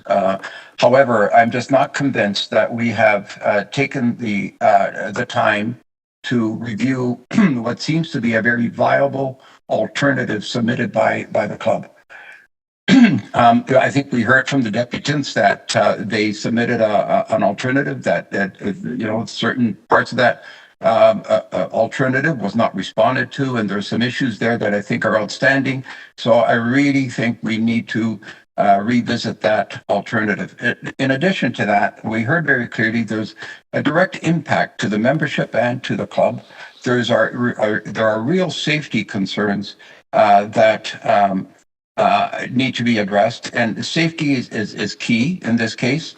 And this club has been there for 110 years. The membership is very loyal. and that could have negative impact to the membership moving forward. So I'm not on the committee, but I would ask if someone on the committee, if they see it reasonable to consider a pause, and not a lengthy pause, but give it a pause. Let's have another look at the alternatives. Let's think this through. And at the end of the day, this is a massive investment. There's flooding already going on this property, and massive structure going into the river that's going to, could potentially cause more flooding. And I'm actually surprised that TRCA is behind this, given that I know I have some very minor projects in Etobicoke North that are, TRCA is resisting. Minor, very minor in nature. This is a massive structure going into a river and on property expropriation, impact on safety, impact on membership. I hear that, the concern is that it might cause more, the delay could cause more expense. I think we have to put safety first, and we have to consider the membership. We have to consider the integrity of the Weston Golf Course and its members. So if one of the members see it reasonable in their mind to request a vote for a pause, and let's move cautiously on this one. Thank you.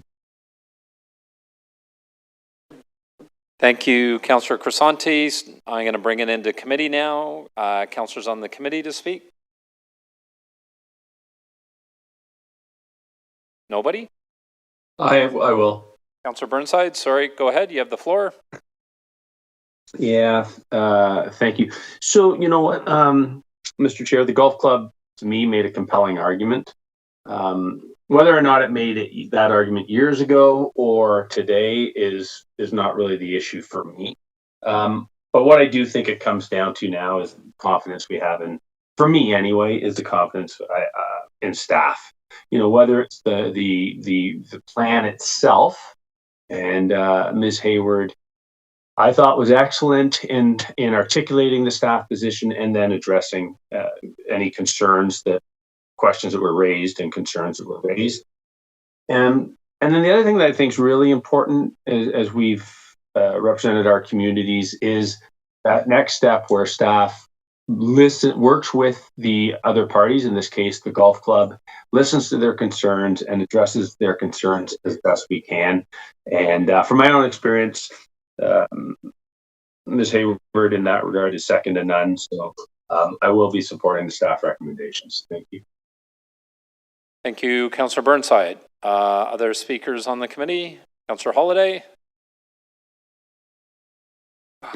Thank you, Chair. I have a motion, if I could ask the clerk to present it. It's to have a report back to the committee, either by the end of next quarter, to council, either by next quarter or before a stage 2 report comes. So Councillor Nunziata spoke. She said this is a local issue.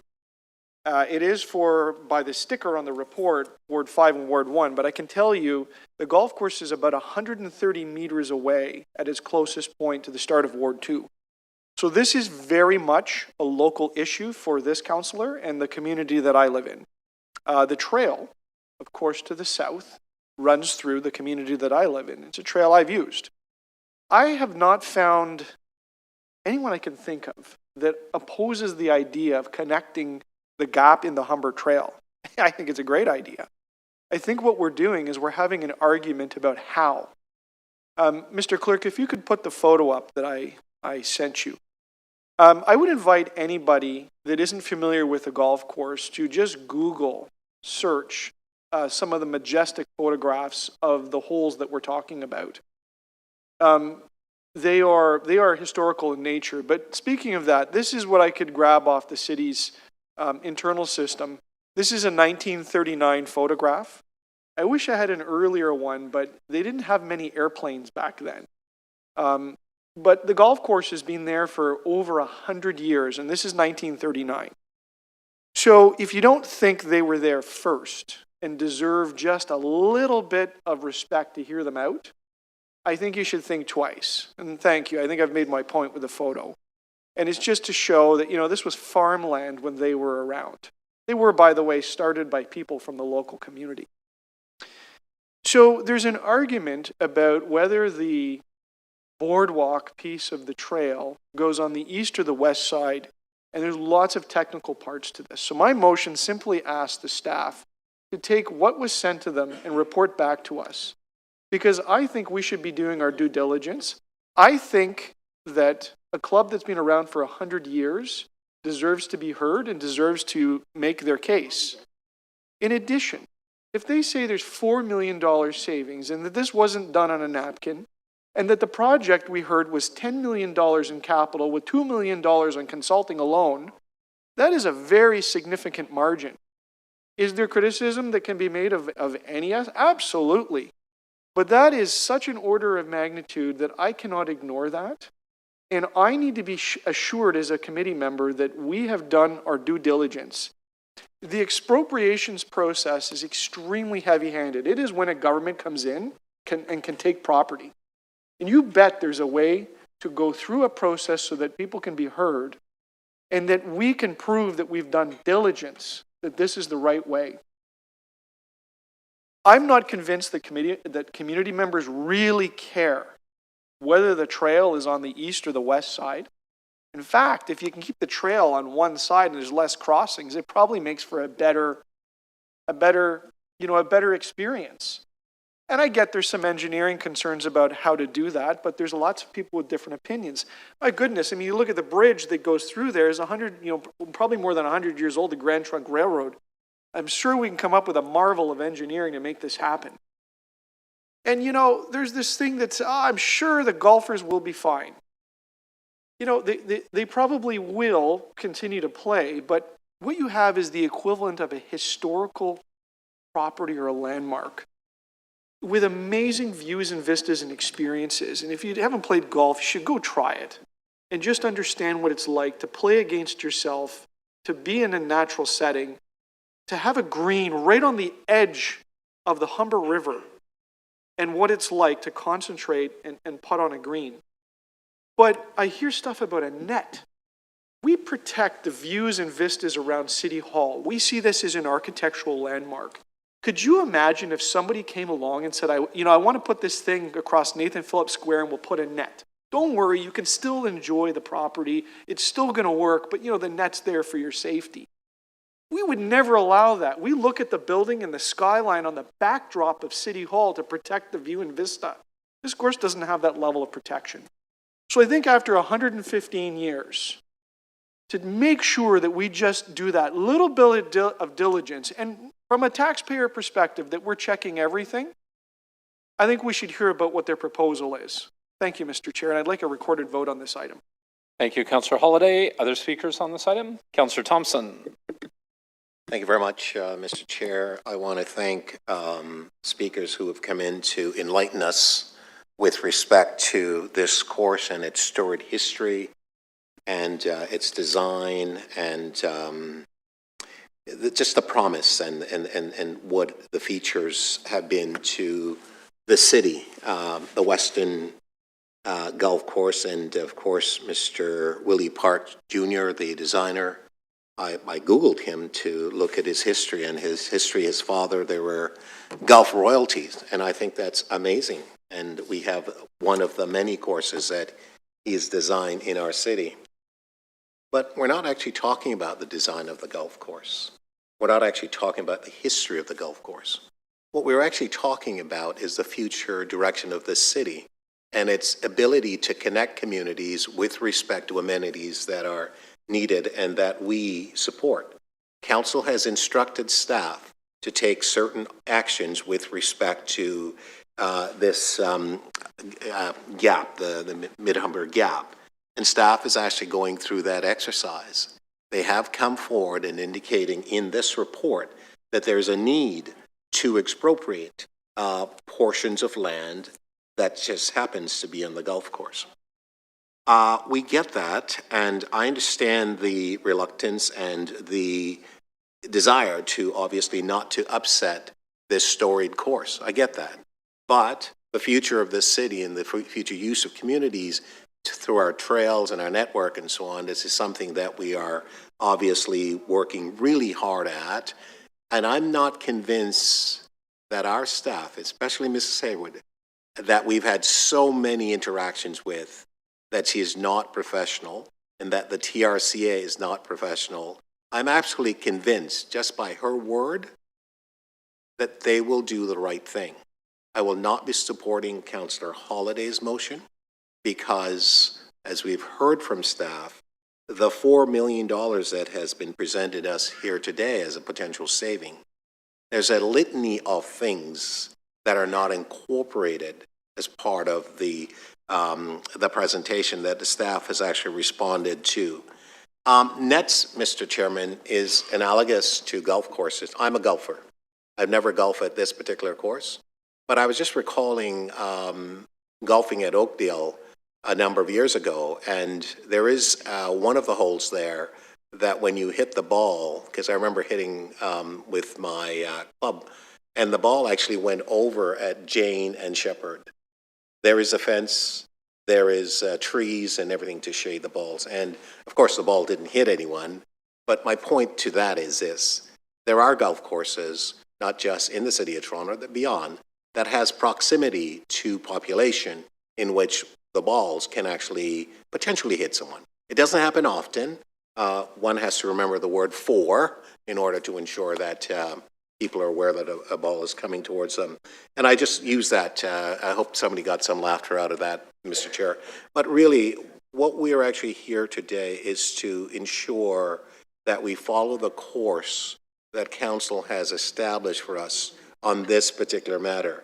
What we actually have here is that the staff have actually come back to say, by the way, we have to expropriate a portion. Mr. Chair, I'm just having some competition with respect to the voices. And no, I think it's to my left. It's my left ear. It's not my colleagues at all. So nonetheless, and again, you just threw me off here. I'm fully in the belief that our staff will communicate with the Western Golf Club. I'm fully of the view that our staff will actually do the right thing.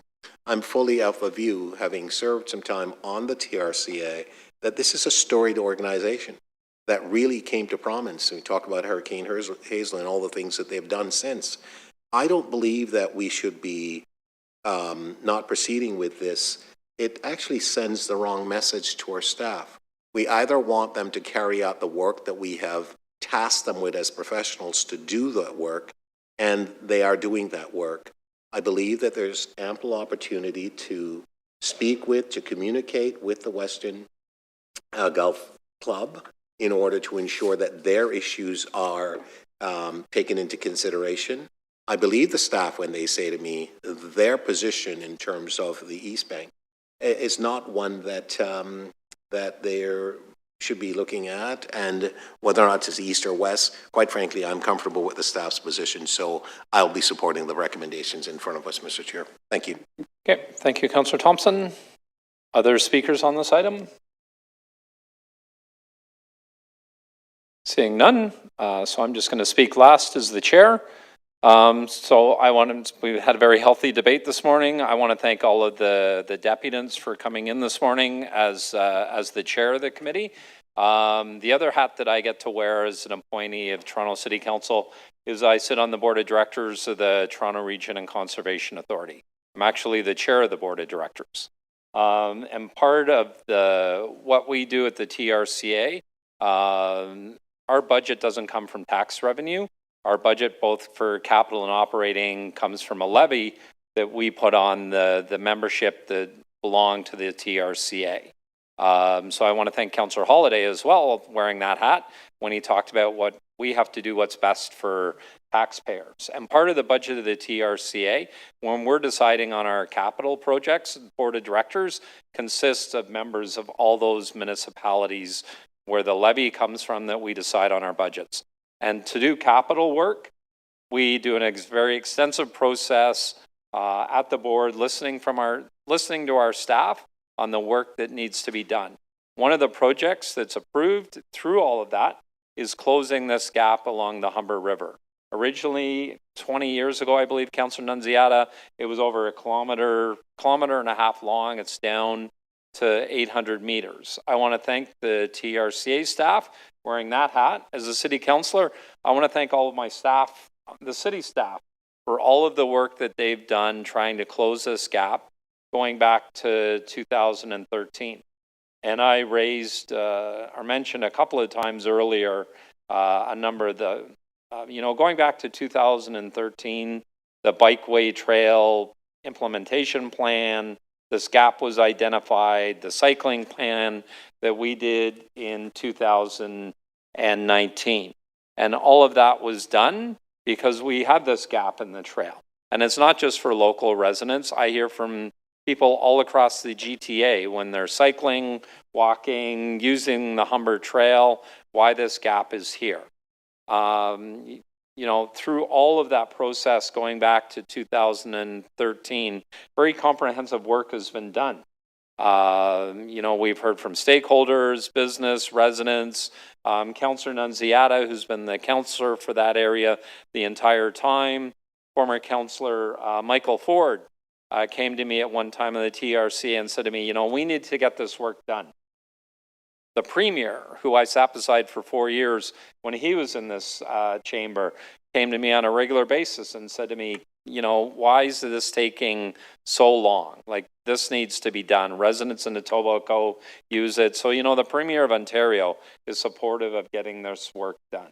And I want to see this move forward. We've heard from staff loud and clear.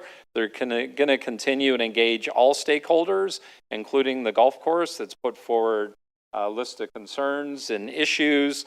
They put forward a alternative plan that we heard from one of the deputants last year in 2024. I'm a little surprised at that since this has been going on since 2013. But staff have said they're willing to work with the golf course to make this happen. I don't play a lot of golf, but I appreciate it. But we've heard this is not a standalone issue. There's many golf courses across the city that have worked in partnership with the local community to make sure that attributes like the Humber River are enjoyed both by club members and the general public. So I'll be supporting the recommendations in this report. I won't be supporting Councillor Holliday's motion because I think that work is already going to be undertaken as we move forward with this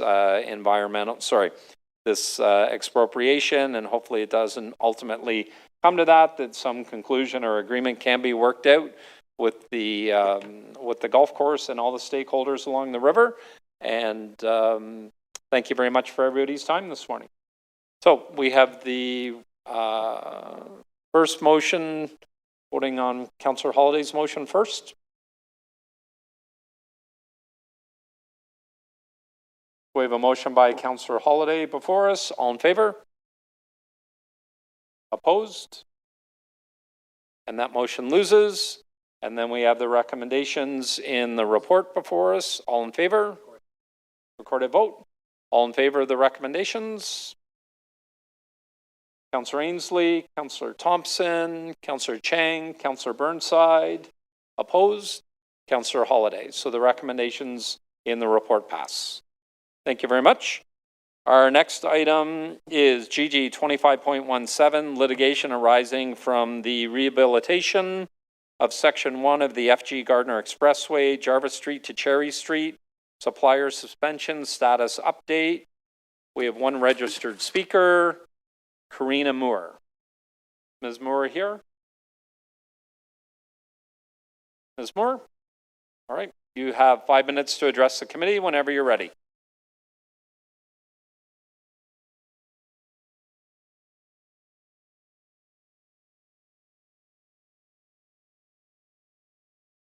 Good morning, Chair Ainsley and members of the committee. I'm Karina Moore, the Executive Vice President of Transportation and Infrastructure for WSP Canada, and I'm joined by my colleague Amir Habdal Halim, who is the Executive Vice President for the region of Ontario as well as Atlantic Canada.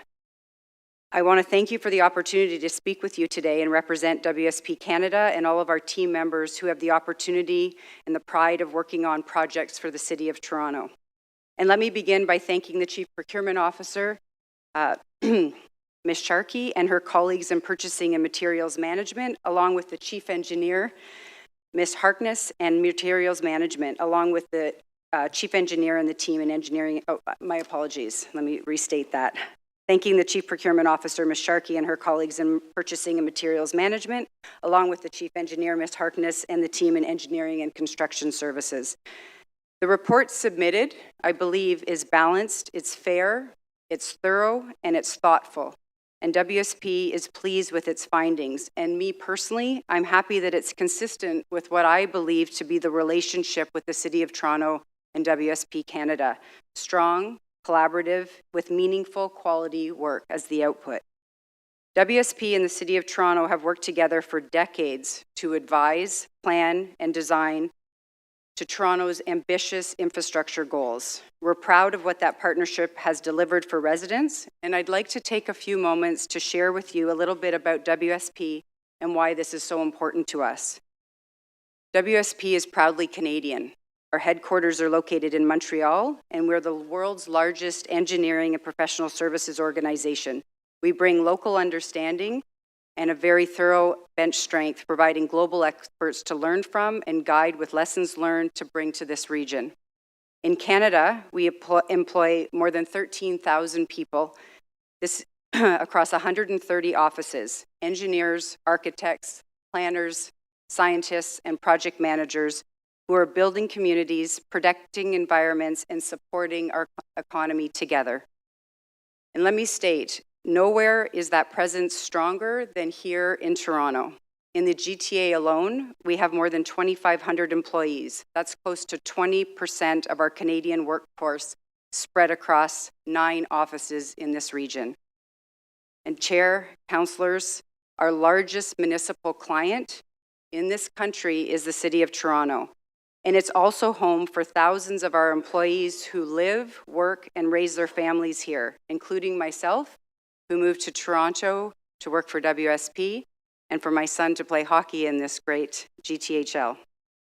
Right now, WSP has over 170 active projects with the City of Toronto. These projects span almost every division, from transit planning and bridge rehabilitation to flood protection, parks, and housing-related infrastructure. They reflect the breadth of the city's priorities and rely on close and trusted daily collaboration. We are so proud to work with the work we've done together and the trust we've built.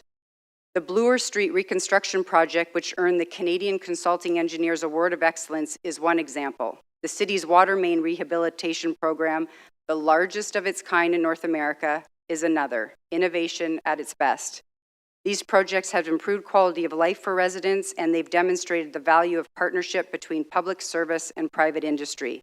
And of course, large-scale infrastructure work is complex. Inevitably, there will be challenges. What matters is how those challenges are handled. Our approach, my personal approach, is always to work directly with city staff to resolve issues in good faith with transparency and professionalism. The ongoing discussions between our respective legal teams on Gardner matter reflect this exact approach. The conversations have been constructive, with both sides focused on resolution and progress and not confrontation. Looking ahead, our goal is very simple: to strengthen what already works well and to be even better partner to the city. That means more communication between senior leaders, earlier issue resolution, and of course, ongoing focus on quality and accountability. As Toronto is growing, its infrastructure needs are becoming more complex. Meeting those needs will require a steady hand, clear priorities, and trusted partnerships. WSP is committed to being part of that effort to help the city develop and deliver infrastructure that is resilient, affordable, and ready for the future. Chair, members, we value this relation very deeply. The report before you today affirms that it remains strong and productive, and we are committed and focused on continuing to deliver, working transparently, and strengthening the trust that has been built between our two organizations. Thank you so much. Right on time. Well done. Thank you. You must have practiced. Maybe a couple of times. Any questions of the deputant? Seeing none. Thank you, Ms. Moore. Thank you. We're going to bring it into committee. Questions of staff? No questions of staff. Speakers? I'm going to move the report I'm going to move the recommendation to receive this for information. All in favor? And that carries. Thank you. So we're going back to our undisputed items. Well, you're about to have the floor, Councillor Holiday. So GG 25.9, amendment to purchase order number 6048288 with AECOM Canada ULC for professional engineering services for the Dufferin Staff Facility Project. Held by Councillor Holiday. You have questions of staff, Councillor? Just checking before I start that we have everyone in place.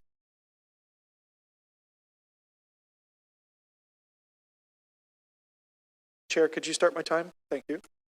So thank you for the report. I understand that this is a change to an existing project underway. It's an increase. But I just wanted to understand a little bit more of the context. So this is to build office space. Am I correct? This is to build office space at the Dufferin Street facility. That's correct. So what I gather from the report is that the scope of the work is to convert some temporary trailers, I guess is the way you describe them, or portable offices into something permanent. Is that accurate?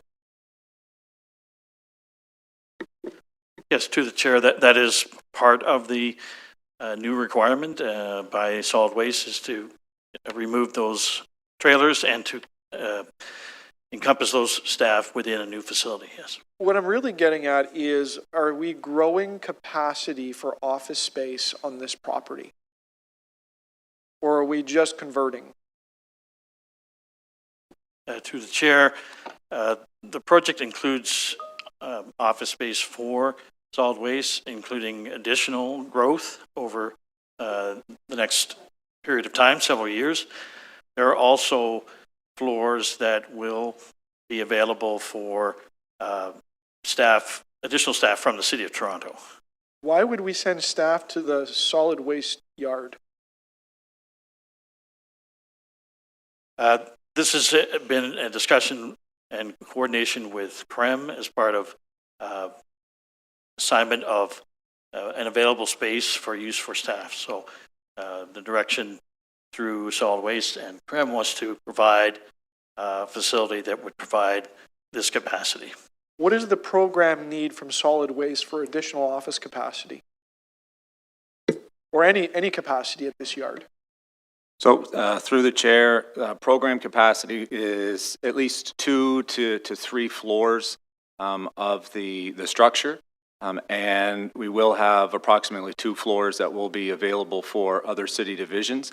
In discussion with CREM and multiple other divisions, they are strongly looking at the site to the point where we have oversubscribed interest in bringing other city organizations into that site.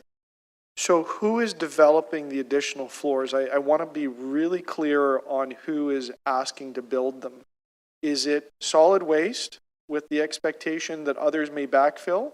Or is it CREM that has come with an enterprise ask to add space because they're thinking about the total real estate portfolio and understanding there's a difference in the two?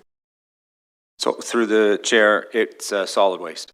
Okay, so back to the question, what does the program need especially for, or do you have a program need for additional office space? Yes, we do, Councillor.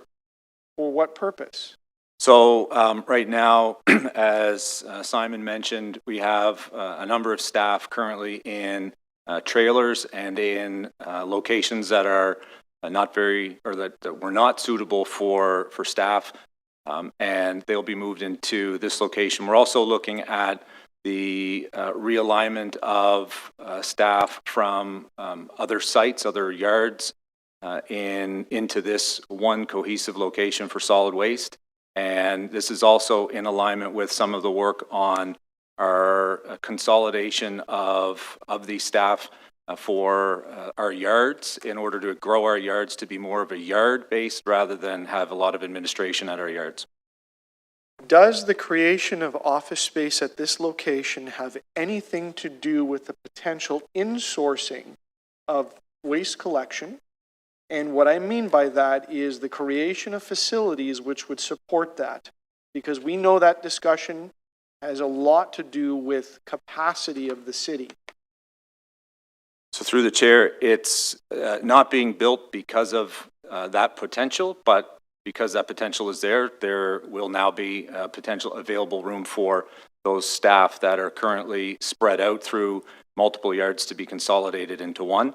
But this work was ongoing, and the site was being designed as a 5-story building prior to any consolidation or bringing in work in District 2 was debated at council. So I heard today, though, that there is additional capacity beyond what is required by solid waste being built, and I understand that. Is any of the additional program capacity that space can accommodate have anything to do with the insourcing of collection? Not directly, Councillor, no. What do you mean not directly? It either does or it doesn't. Councillor, Last question, Councillor. So from a programmatic perspective, we have a number of floors in that facility that if solid waste staff are not needed to be moved there, they can be used by other city divisions. If solid waste is directed to bring work in, then we have capacity for our staff to move, and then therefore less space for other divisions to consolidate some of their operations into that one site. So it's flexible, it's nimble, but it's the design of this building has not been predicated on bringing any of the work in-house. Okay. Thank you, Councillor Holiday. That's helpful. Other questions of staff on this item? Councillor Cheng. Thank you. Just a quick question. Is there a reason we haven't considered just purchasing an existing building? There's a lot of empty office spaces that have resulted after COVID, and just wondering why we're embarking on this new project. So through the chair, when we look at this facility, it's not only being used by office staff, it's also going to be used by our facilities and equipment maintenance group. And so having them all co-located on a campus within the yard will just provide better continuity and help the division consolidate our resources onto an already owned city property and manage that effectively within our portfolio. And what is the total budget of the build? So right now, the estimated project cost is $60 million, which is within our capital program and has been in for a number of years. And do you foresee that the scope could increase along with cost as we entertain the idea of bringing waste management back in-house fully, that the current scope might need to be expanded even further? Through the chair, I don't believe so. The scope changes that have happened since the original concept have been mainly driven by some of our the modern TO adjustments in terms of the design of the floors and the number of workstations to staff, as well as some of our climate change net zero initiatives within the building. So that's been the main driver. If there is a direction from council to bring any work in-house, I don't envision that any changes will take place in this building, other than we may not be able to provide a half a floor or a floor to another division that may want to locate there. And in terms of modern TO, we see that the work trend has shifted again, and now more and more offices are requiring people to be in person more often, including our city.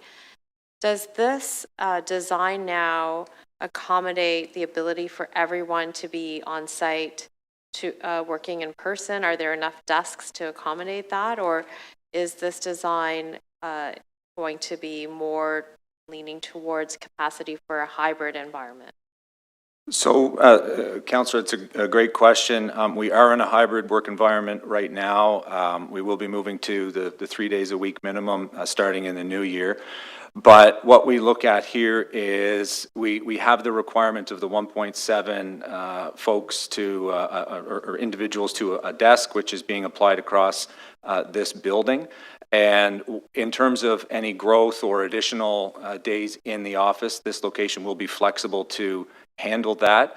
The other potential as well in terms of just overall return to office city growth is that we may be able to vacate some of our spaces within City Hall or within Metro Hall and locate more of the solid waste team cohesively in one building versus having them spread through a few. So these are a number of pieces of work that we're going through with CREM and identifying the space requirements, and will be more solidified once the design is all done.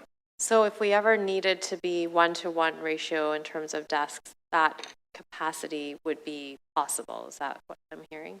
So the capacity would be available. If we look specifically at solid waste and that building, I believe that we'd be able to fit all solid waste staff in that building 5 days a week. That being said, it's part of, and it will be part of, the broader CREM portfolio as well, and balancing out those days.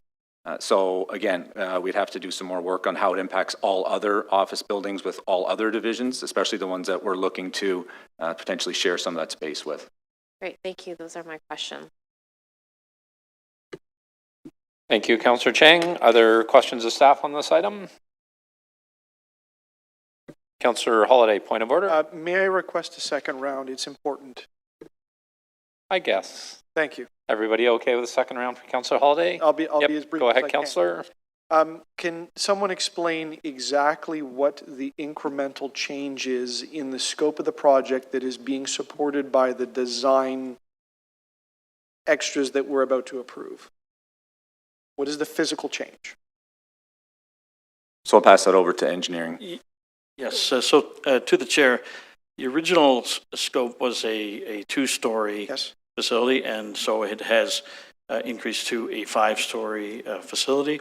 As the design evolved, there was incorporation of the Toronto Green Standards, net zero requirements.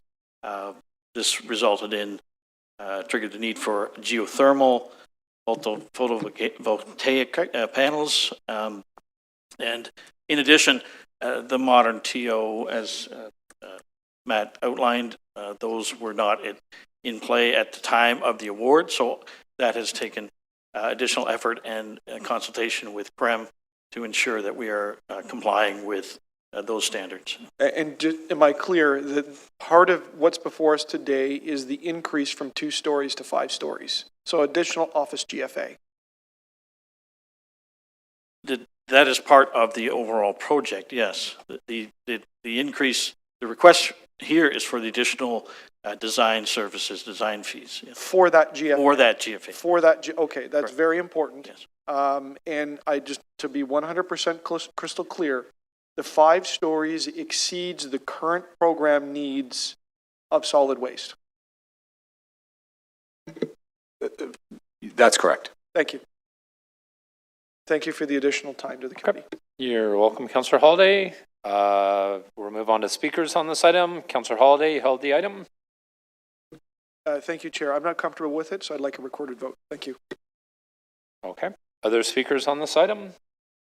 Seeing none, so we have the recommendations before us. Councillor Holiday has asked for a recorded vote. All in favor of the recommendations? Sorry, it's a recorded vote.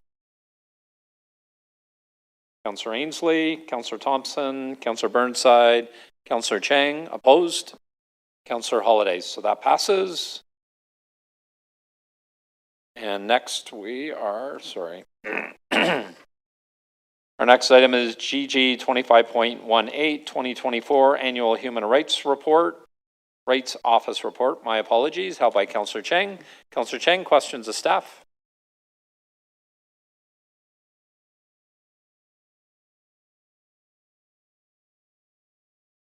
Yep, no problem.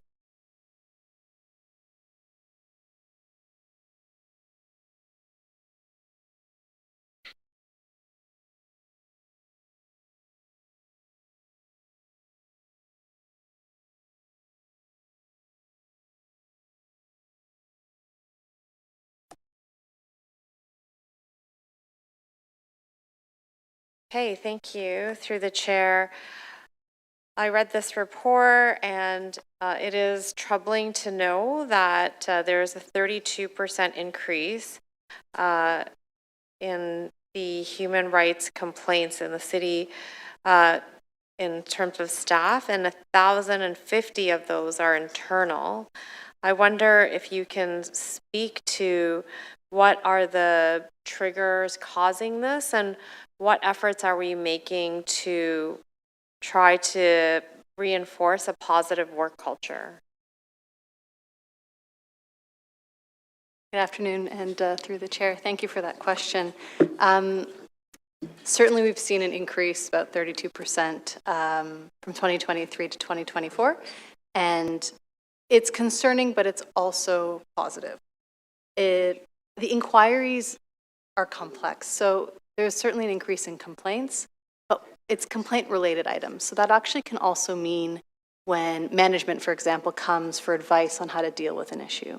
So it's not necessarily only complaints, it's how we're sort of resolving matters. So there could be employees who come to the city direct or to our office directly, but then also managers or others who come for support on the same matter. Where the trends kind of come, we're seeing those trends, can mean a few things. So certainly there's more conflict between folks. I think as a society, we're seeing increases in harassment and incivility. There's more conflict globally. We're seeing challenges between folks, but we're also seeing people who are aware of their rights and are holding folks to account, more awareness of our office as well, and people trusting that process, trusting that the city will do the right thing, hear their complaints, hear their concerns, and address it. So, you know, when I see that increase, it's concerning, of course, because we understand what's the experience of people and how troubling that can be. But it also gives me comfort that people are coming forward and that it's not being swept under the rug. So there's sort of two sides to that coin. You also asked me about the proactive piece, but I don't know if you have any. Yeah, I actually wanted to know, do we track the level of, I guess, satisfaction of people on the other side? So how they feel their issue has been resolved? That's a great question. We don't really track that. We have anecdotal evidence of that. We have folks who, you know, they contact our office, maybe they're a shelter user and have been ignored. They can't have, you know, anyone listening to them, they feel really lost. And then they spend time with someone on my team and they say, my goodness, I finally feel heard, even if we can't help, even if we can't solve their problem. So we get that kind of feedback. But you can imagine in an investigation scenario or a complaint that someone may not be satisfied with the result. So it is challenging in that regard. But we do see that people come back to us for advice generally.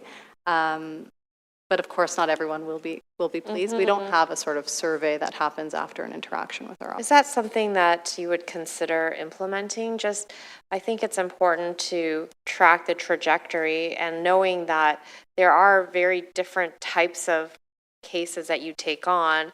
And so the ability to close might be very different across those types of reports. But it would be good to just kind of see, because then we know, we have a fuller picture of, you know, how these cases are tracking and what types of resolutions are being achieved. That's certainly something that we can consider. I think the challenge is that our office, we provide advisory support and consultative support. So many of these cases go back to the divisions to address. So we don't actually have control over that process. We're giving advice in that process. So it's a little bit challenging for us to then institute. Right, because you're not carrying it from beginning to end.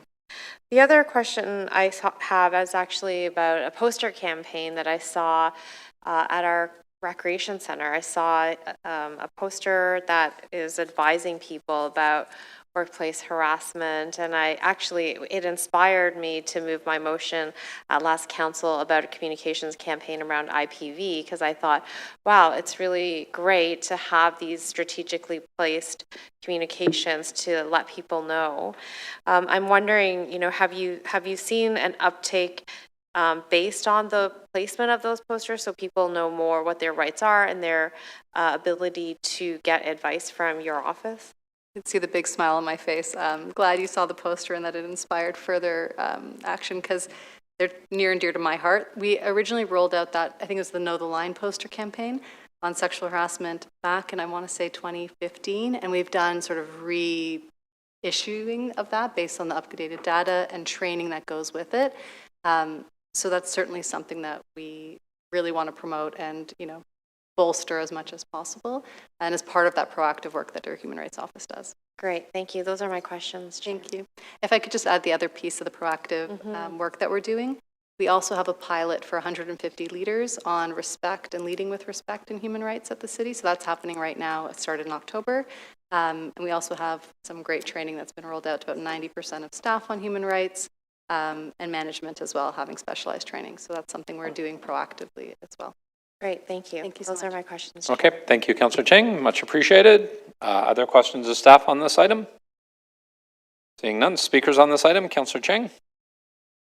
I just want to thank the good work of this office in consideration of the increase in cases that they've taken on. They haven't really increased their staffing complement, and they've still been able to provide good service to our staff. So, and I also, you know, am grateful for that poster campaign and that proactive effort to make sure people know their rights and to create a positive work culture. So thank you for this report, and I fully support it, and I will move it. Okay, thank you, Councillor Cheng. And I'm going to echo Councillor Cheng's words. Thank you very much to the office for all of your work in this very detailed report, making sure people's voices are heard and acknowledged and assisted. Thank you very much. So Councillor Cheng is moving the recommendations on this item. All in favor? That carries. And our last item is GG 25.19, non-union separation costs for 2024, held by Councillor Cheng. Councillor Cheng, questions of staff? Yes, thank you. Separations are always difficult for our city because it's a loss of institutional knowledge, and our city is so complex. And I'm just wondering, are there any trends that you're seeing with regard to these separations? Are they related to retirement age, or are there other factors? Because we always hear about, you know, people going to other municipalities where there's maybe better pay or less commute. So just wondering if there's any trends that you could share with us today. To the chair, thank you for the question, Councillor. So we track both voluntary and involuntary leaving of the organization. This report speaks specifically to involuntary termination. What we have seen is an uptake of performance management in the organization, which is to us a good thing. What we're seeing is most of the terminations that we're seeing are under 5 years. So people who have, you know, for whatever reason have come into the organization and it's not the right opportunity for them. So we worry less about institutional knowledge. We do, you know, I think as part of our, you know, part of the demographics, we do have a lot of people that could retire, and we track that very closely too. And so with regard to these involuntary separations, is there a trend in that regard? Are we seeing certain, you know, you hear sometimes a certain generation has different challenges. Are we seeing some different trends in terms of workplace behaviors that are emerging right now?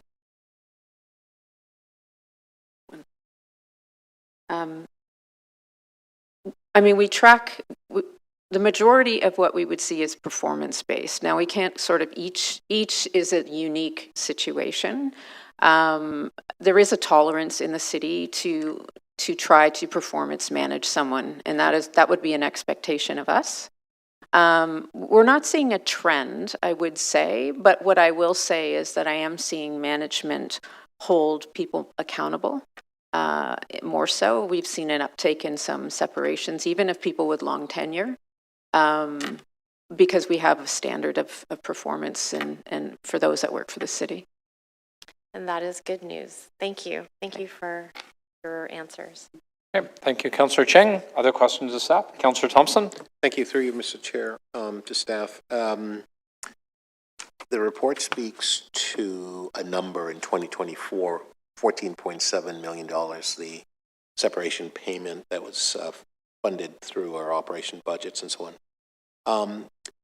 That payment, what proportion is consist of, let's say, a legal challenge and or just simply the city coming to terms with that employee that's being separated from this organization? To the chair, Councillor Thompson, it's hard to specifically answer that question. What I will say is there is much more of a trend for people to seek out legal counsel when we have moved to a termination. You know, we typically will stand our ground if we're within the right sort of case law or common law, sorry. But it is not uncommon, as I said, for staff at all levels to have a lawyer and come back. I think it's a mistake to think that if somebody has a lawyer and comes back to us that we will change our position. But there has been times where we have had to go into negotiations with an external counsel. Sure. Thank you for that. Counselors' office are unique in the sense that we have agreements that are in place with respect to our staff. I'm wondering, has there been a review of those agreements that would take into consideration some of the, I guess, legal changes that are taking place as part of the employer-employee relationship? I'm thinking that those contracts that we have are pretty well old, and how current should they be? And have there been any efforts to reassess and review those contracts? To the chair, Councillor Thompson, the city clerk within their group manage councillors' staff employment letters. That is, though, something we could take back and certainly work with them to have a good review and make sure that there is as contemporary as they should be. Well, thank you. I mean, I've spoken with them and I'm aware as to whose responsibility, but I'm presuming that the 4.7 million, for example, would include any employees that work for a councillor's office. Would that be the case? No, that number does not include city council staff terminations. So the current situation that we have with the city looking at unionizing councillor's office and the view that they're one and the same, this would be a helpful consideration or argument with respect to the separation that exists. Would you agree?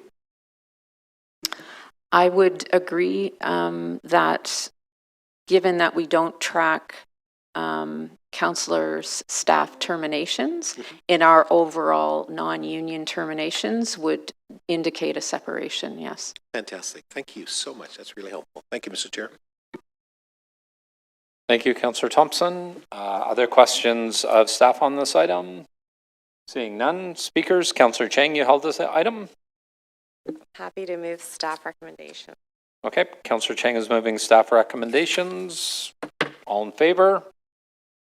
That carries. I believe, Matthew, that was our last item. Now we have a confirmatory bill.